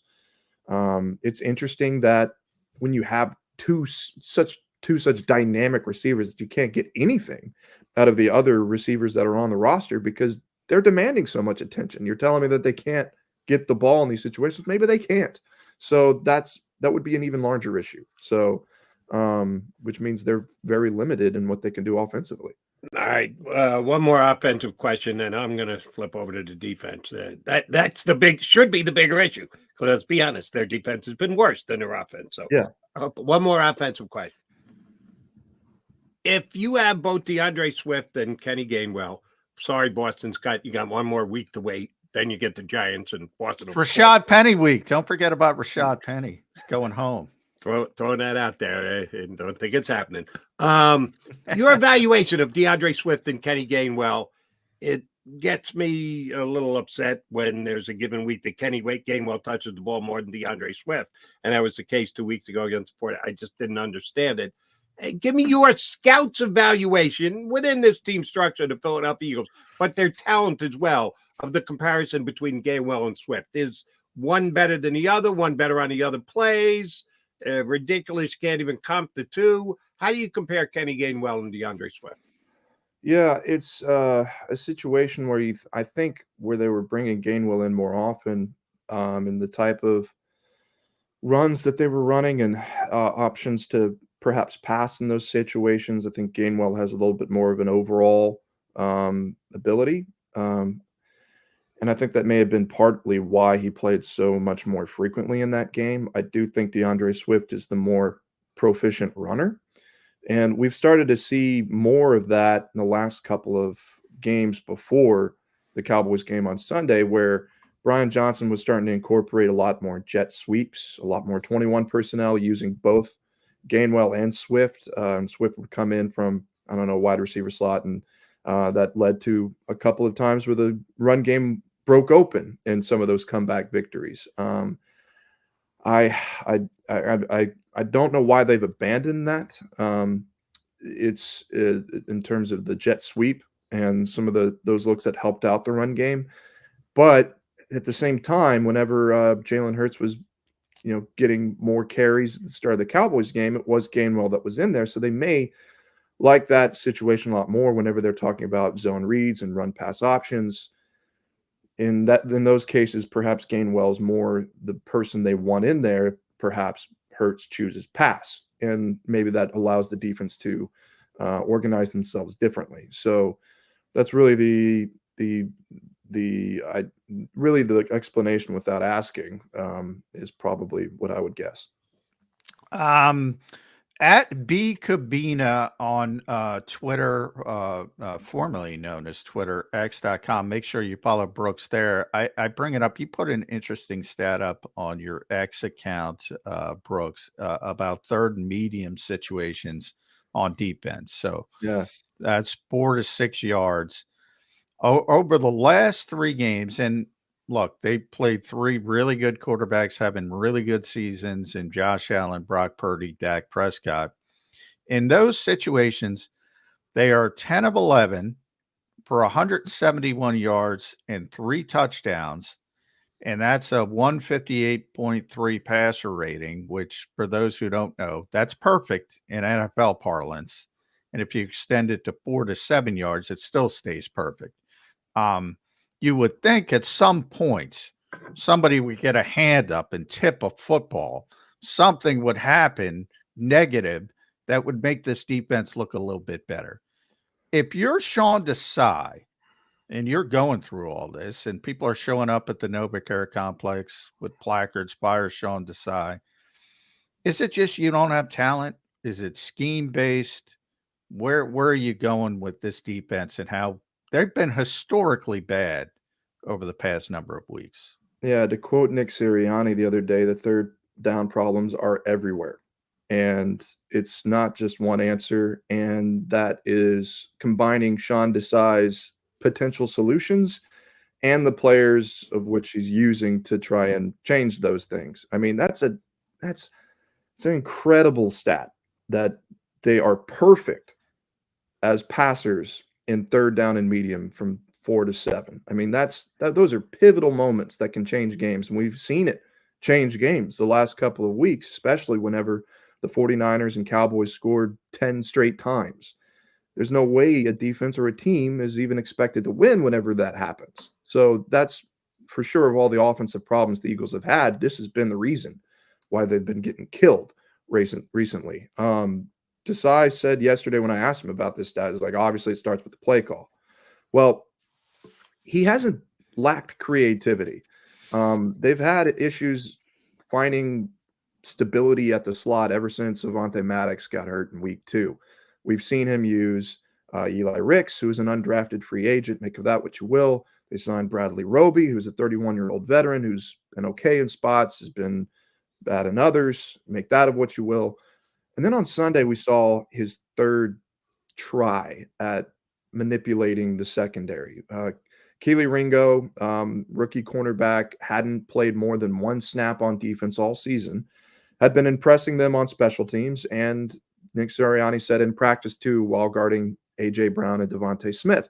So they fielded a dime defense, and sometimes in nickel, where 5 or 6 defensive backs, they put Ringo in as an outside corner, subbing him in for a linebacker, usually Zach Cunningham, which gave them 6 defensive backs, and they could move their second most reliable defensive back, James Bradbury, inside. So now you've got Darius Slay, who's already been pretty flexible, and then you had Bradbury, who suddenly is now. So that didn't work either. That required confidence in the rest of the secondary to do their job, and there was several third down situations, especially in those medium ranges, where, for one example, they sent 6 on a third down and medium against Dak Prescott, and Kevin Byard was so close to sacking him, but yeah, and Sidney Brown had good coverage there too, but it was just a great throw. It requires the question of whether there's inside leverage or outside leverage, right? Yeah. So Brown, Sidney Brown lets him go inside. And on the other side, if you look, Eli Ricks also got beat inside. So there's two guys going inside. Where's the leverage? It's a good question. Like, did they play good compared to whether they were asked in that scheme, which one is a problem because it resulted in two wide open people across the middle, or two, did they not complete the scheme the right way, which is personnel.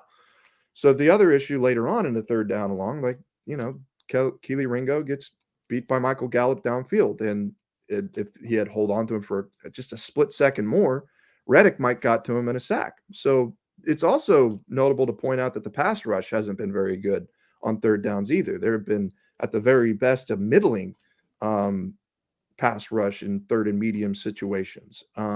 They did get a third and long strip sack that produced a defensive touchdown, but those kind of game-changing plays are too far in between. So, I mean, there are a lot of questions, a lot of things, and that's the article that I wrote on The Athletic today. So if you can find a lot more in that, but basically we were seeing Desai be creative at least, but those haven't produced any answers.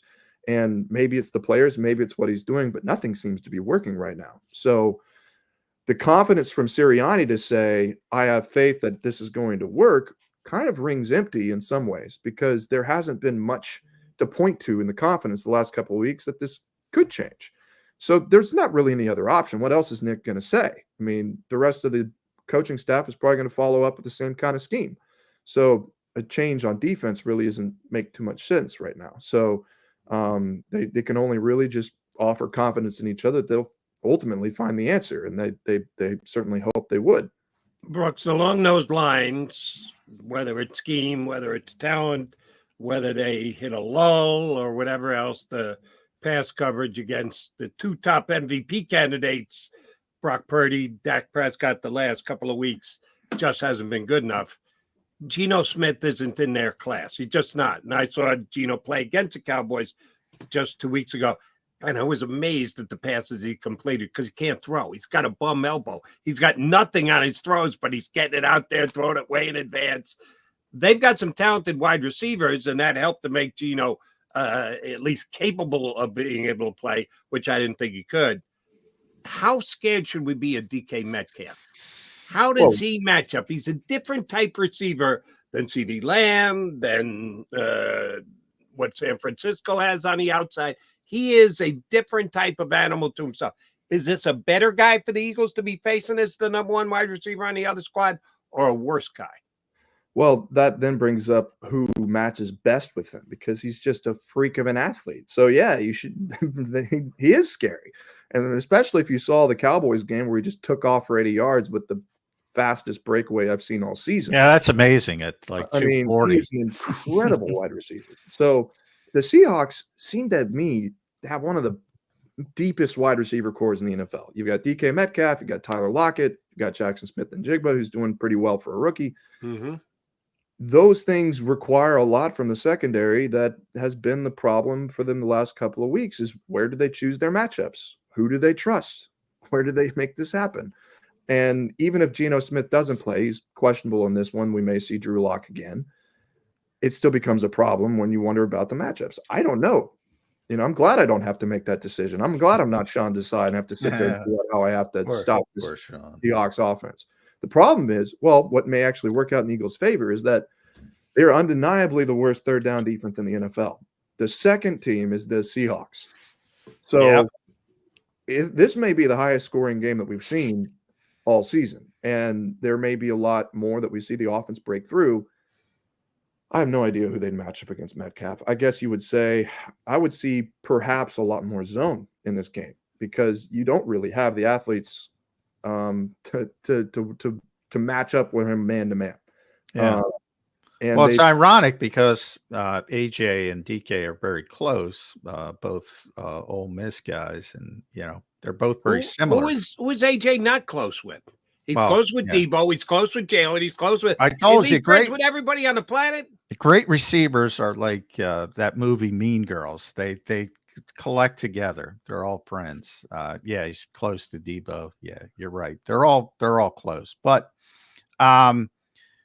you mentioned the word creative with Sean Desai, and I agree with that, Brooks, because I think he's and Jody can attest to this. I've been saying one of his biggest strengths to me when he got here is willingness to try different things. They were very structured, very boring when Jonathan Gannon was here. They just played what they played, and they were very good, second ranked defense, but they were very structured, maybe because they didn't have to try different things. He's willing to try different things. But I got to tell you, Brooks, at some point, you got to stop and you got to rely on something. And we've heard this a couple times, and now we've heard it again. Simplify. We got to simplify things. Slade brought it up in Los Angeles when they were struggling in the first half against Cooper Kupp, and they were trying to throw poor Eli Ricks against, maybe the best slot receiver in football. And Slade's like, we got to simplify things. Now it's come up again. When you have all these moving parts, and the Eagles keep adding moving parts, whether it's Shaq Leonard on the second level most recently, but obviously Bradley Roby, Kevin Byard, on and on and on and on. Part of it's injury related. You have to do it. But when you have that many moving parts, is he trying too much? Does he have to boil it down? It's a good question, because it does appear that they're tangling themselves in different schematic changes that you don't know what you're good at anymore. You don't know what you can boil it down to and say, you know what, this is who we are as a defense, and this works, and we're just going to stick with that. Throughout whatever I watched before I showed up in Philadelphia, I'm not quite sure what the base defense is, considering all the changes that they've done in the secondary. We know that they have a stout defensive front. They have a good defensive line. But how they organize themselves beyond that has been adapting because of the changes that have happened and the injuries that happened from the very beginning of the season. So my question would be, simplify to what? What would they choose? What is it that they do best? Because it hasn't been keep their corners on one side of the field. It hasn't been moving Slay to cover the number one receiver. It hasn't been, putting Ringo out there and going more dime. They're searching for what their simplification is, in my opinion. And once they find that, I think that's probably what they'll stick with. If Slay covering the number one receiver locked down everybody, they'd be doing that all the time. If Ringo works out, and maybe he will, he's still developing into his time on the field. It's the most he's ever played on Sunday. Maybe that ends up being the simplified way that they end up doing this. But yeah, I don't know if there's really something you can point to and say, you know what, this is how the 2023 Eagles defense should operate. And you bring up a good point about last year. At least they felt confident about the predictable defense that they had, and that it could work every now and then, or more often than not, most of the time. So it's a major problem that I think is possibly why Sirianni has so much confidence in Desai, because he does have a lot of flexibility into finding the right answer, and they haven't found it yet. So perhaps he's the one that they like better in this situation right now, because they don't have something and they need someone to find it. One of the major differences between this year's team and last year's team is turnovers. Specifically, the beginning of the season, Eagles were phenomenal at turnovers. They slowed over the second half of the season, but they started the year as a takeover machine. Just has not been the case all year this year. I think as a team, they have 4 interceptions, John, two apiece, and 2 other guys have 1. So they got 6 interceptions in 13 weeks. That's not a whole hell of a lot. If you're Darius Slay, big play Slay, you taking a chance this week? You looking to cheat this week? You looking to jump a route this week?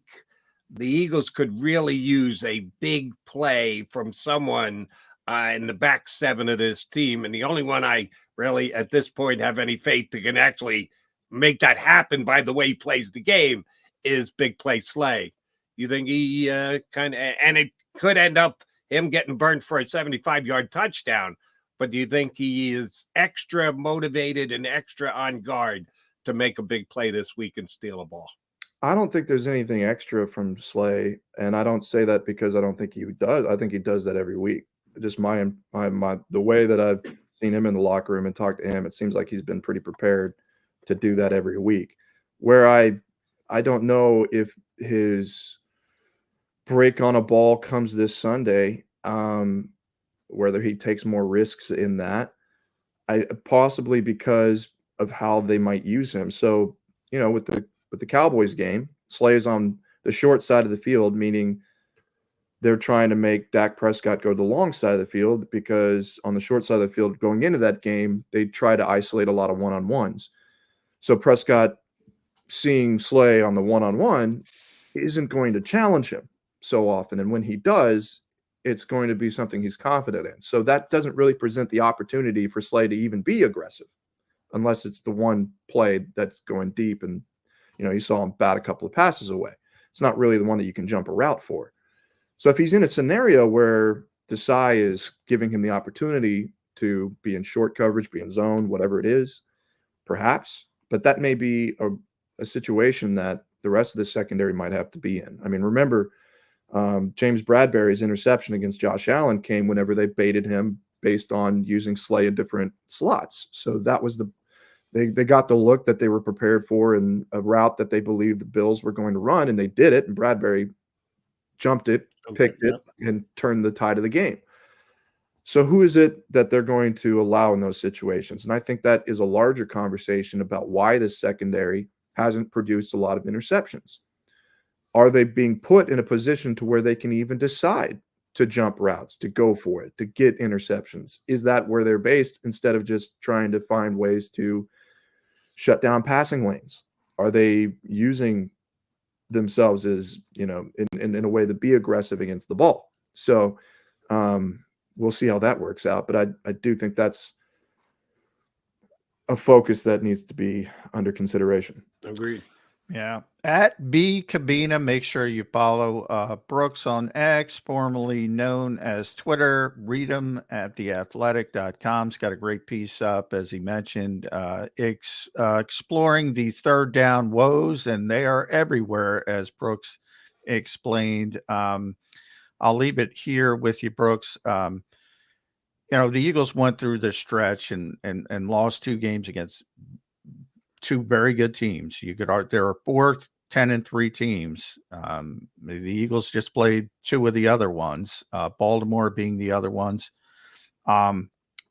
Is it too pessimistic? Is it too everybody goes through this? There's no 13-0 team. San Francisco lost 3 straight. Is this just the natural evolution? Can this help the Eagles? I'll say it that way, as they head towards the playoffs. Sure. I mean, it definitely can help them. It can hurt them too. And there's many ways that the next 4 games can play out.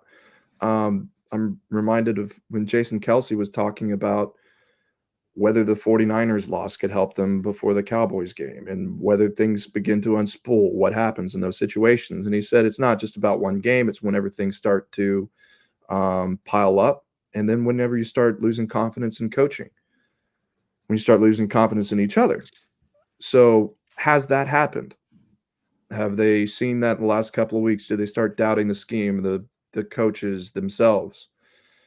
The next 4 games can do a lot in renewing that confidence against some teams where they should have the advantage. So they talk a lot about they believe in the people they have in the building. They obviously have tons of talent on the roster.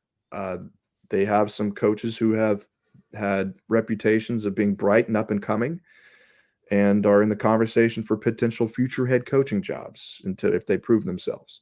So do these next 4 games renew that confidence? If so, yeah, this can help them.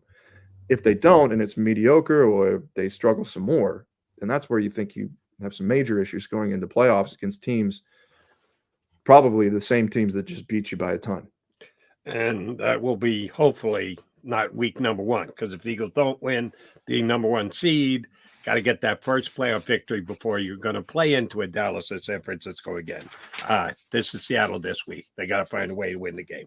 Brooks, great stuff. We appreciate you jumping in with us. Hopefully your house doesn't get egged today. Or yeah, man. Oh, hopefully this one works. Yeah, works. I'm going to look outside, see if I got some mail. Yeah. Or if there's someone with a sign outside ready to protest, you never know.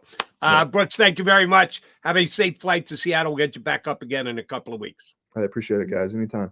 My pleasure. Newest beat writer from The Athletic, Brooks Cabina, here with us on Birds 365. All right, Johnny Mac, Jody Mac coming back. You know what we got to do? Put a bow on the show.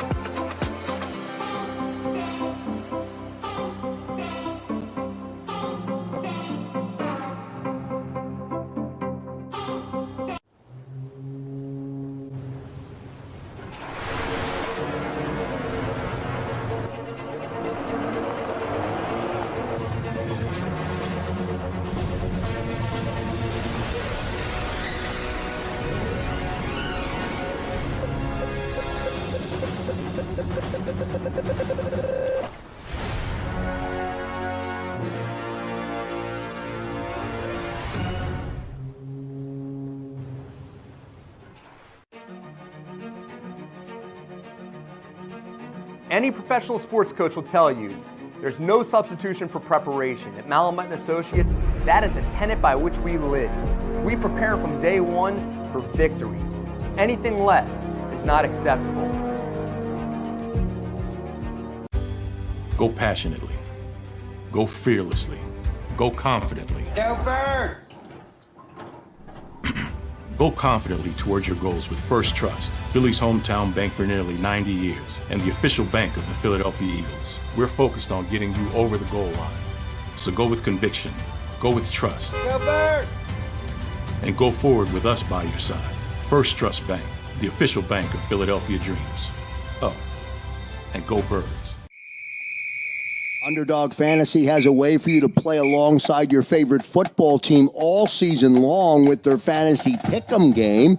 You pick between 2 to 5 players, select whether they'll go higher or lower on one of their stats, then do what you usually do on a Sunday, watch the games. You can win up to 20 times your money in a single game by going 5 for 5. It's a fantasy game, and the Sports Betting Show wants you to get involved. Go to UnderdogFantasy.com. When you sign up, use the promo code WIN, and Underdog will double your first deposit up to $100. That's UnderdogFantasy.com. Use the promo code WIN.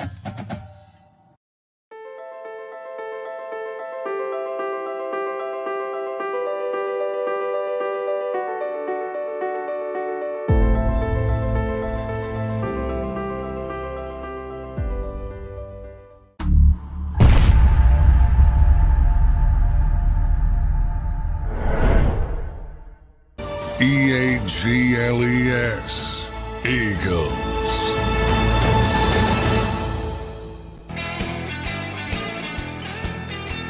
Johnny Mac, Jody Mac, Mac and Mac, putting a bow on the show here on Birds 365.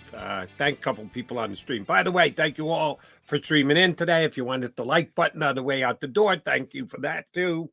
Guys, I got this written down in my note. I haven't gotten to it in 2 days. John, if the game comes down to a one-on-one matchup, it is decided by these two guys facing off against each other.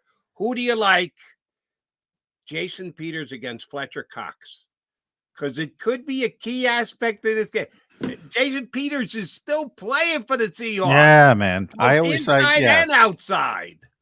Jason, I'd like the Eagles in that matchup. You like Fletcher to be able to get the better of Jason Peters? Yeah, I mean, Jason. They know each other a little bit, don't you think? Oh, yeah. Jason has tremendous respect still to this day in this organization. And he was a great player here, but he's hanging on. And He's not a great player anymore, and that's, probably the Eagles' biggest advantage in this game. Seems like an evergreen comment about the Seattle Seahawks. They have a bad offensive line. They seem to always have a bad offensive line. This year is no exception. And we were talking about the Eagles' defensive front a lot. I don't think it's as bad as people think it is, but they haven't been as dominant as expected. They need to step up against this defensive front. You're saying, how do you stop DK Metcalf? And people talk about DK. They got two other good receivers, as Brooks mentioned. So how do you stop those guys with this secondary? The front. That's how you stop those guys. That's how. But I would say this about Brooks, and I know we got to leave. I like his comment about Sean Desai keeps searching for the answer. It's week 15. You're not getting the answer. You just got to choose the best way possible and stick with it. That's my opinion. It's week 15. You can't keep looking. You can't keep searching. You gotta get some continuity going. I'm on your side of that argument, John. You're not getting Seth Joyner walking through the door. No. You can hope for it, but it's not happening anytime soon. You got what you got. You got to give it your best shot. You got to draw up a game plan, and you got to try and ride it all the way to the finish line. All right, we are at the finish line today, but darn it, we'll do it again tomorrow. Walk through Thursday, so you got nothing today, McMullen? You got interviews? Is the locker room? Interviews, locker room. Nick Sirianni's going to talk. It's Wednesday on a Thursday, so Wednesday walkthroughs, Thursday walkthrough. And despite that, we will have a Friday tomorrow. We don't change. We are always the same here on Birds 365. Oh, except no, that's not right. I apologize. I'm lying through my teeth. We get McMullen for both hours tomorrow. He doesn't have to sneak off to go talk to Sirianni. I apologize in advance. Both hours. We are glad to have John with us. It is a full Mac and Mac 2 hours tomorrow coming your way in 22 hours from now. You've been listening to Birds 365, the destination for the passionate Eagles football fan who bleeds green. If it's Eagles football, we're talking about it. Debate, inside the locker room, and guests that are some of the greatest football minds from around the region. We hope you enjoyed the show. We know we had a blast. Make sure to like, comment, and subscribe, and we'll be back soon. But in the meantime, hook up with us on social media at JAKIB Sports. See you next time on Birds 365.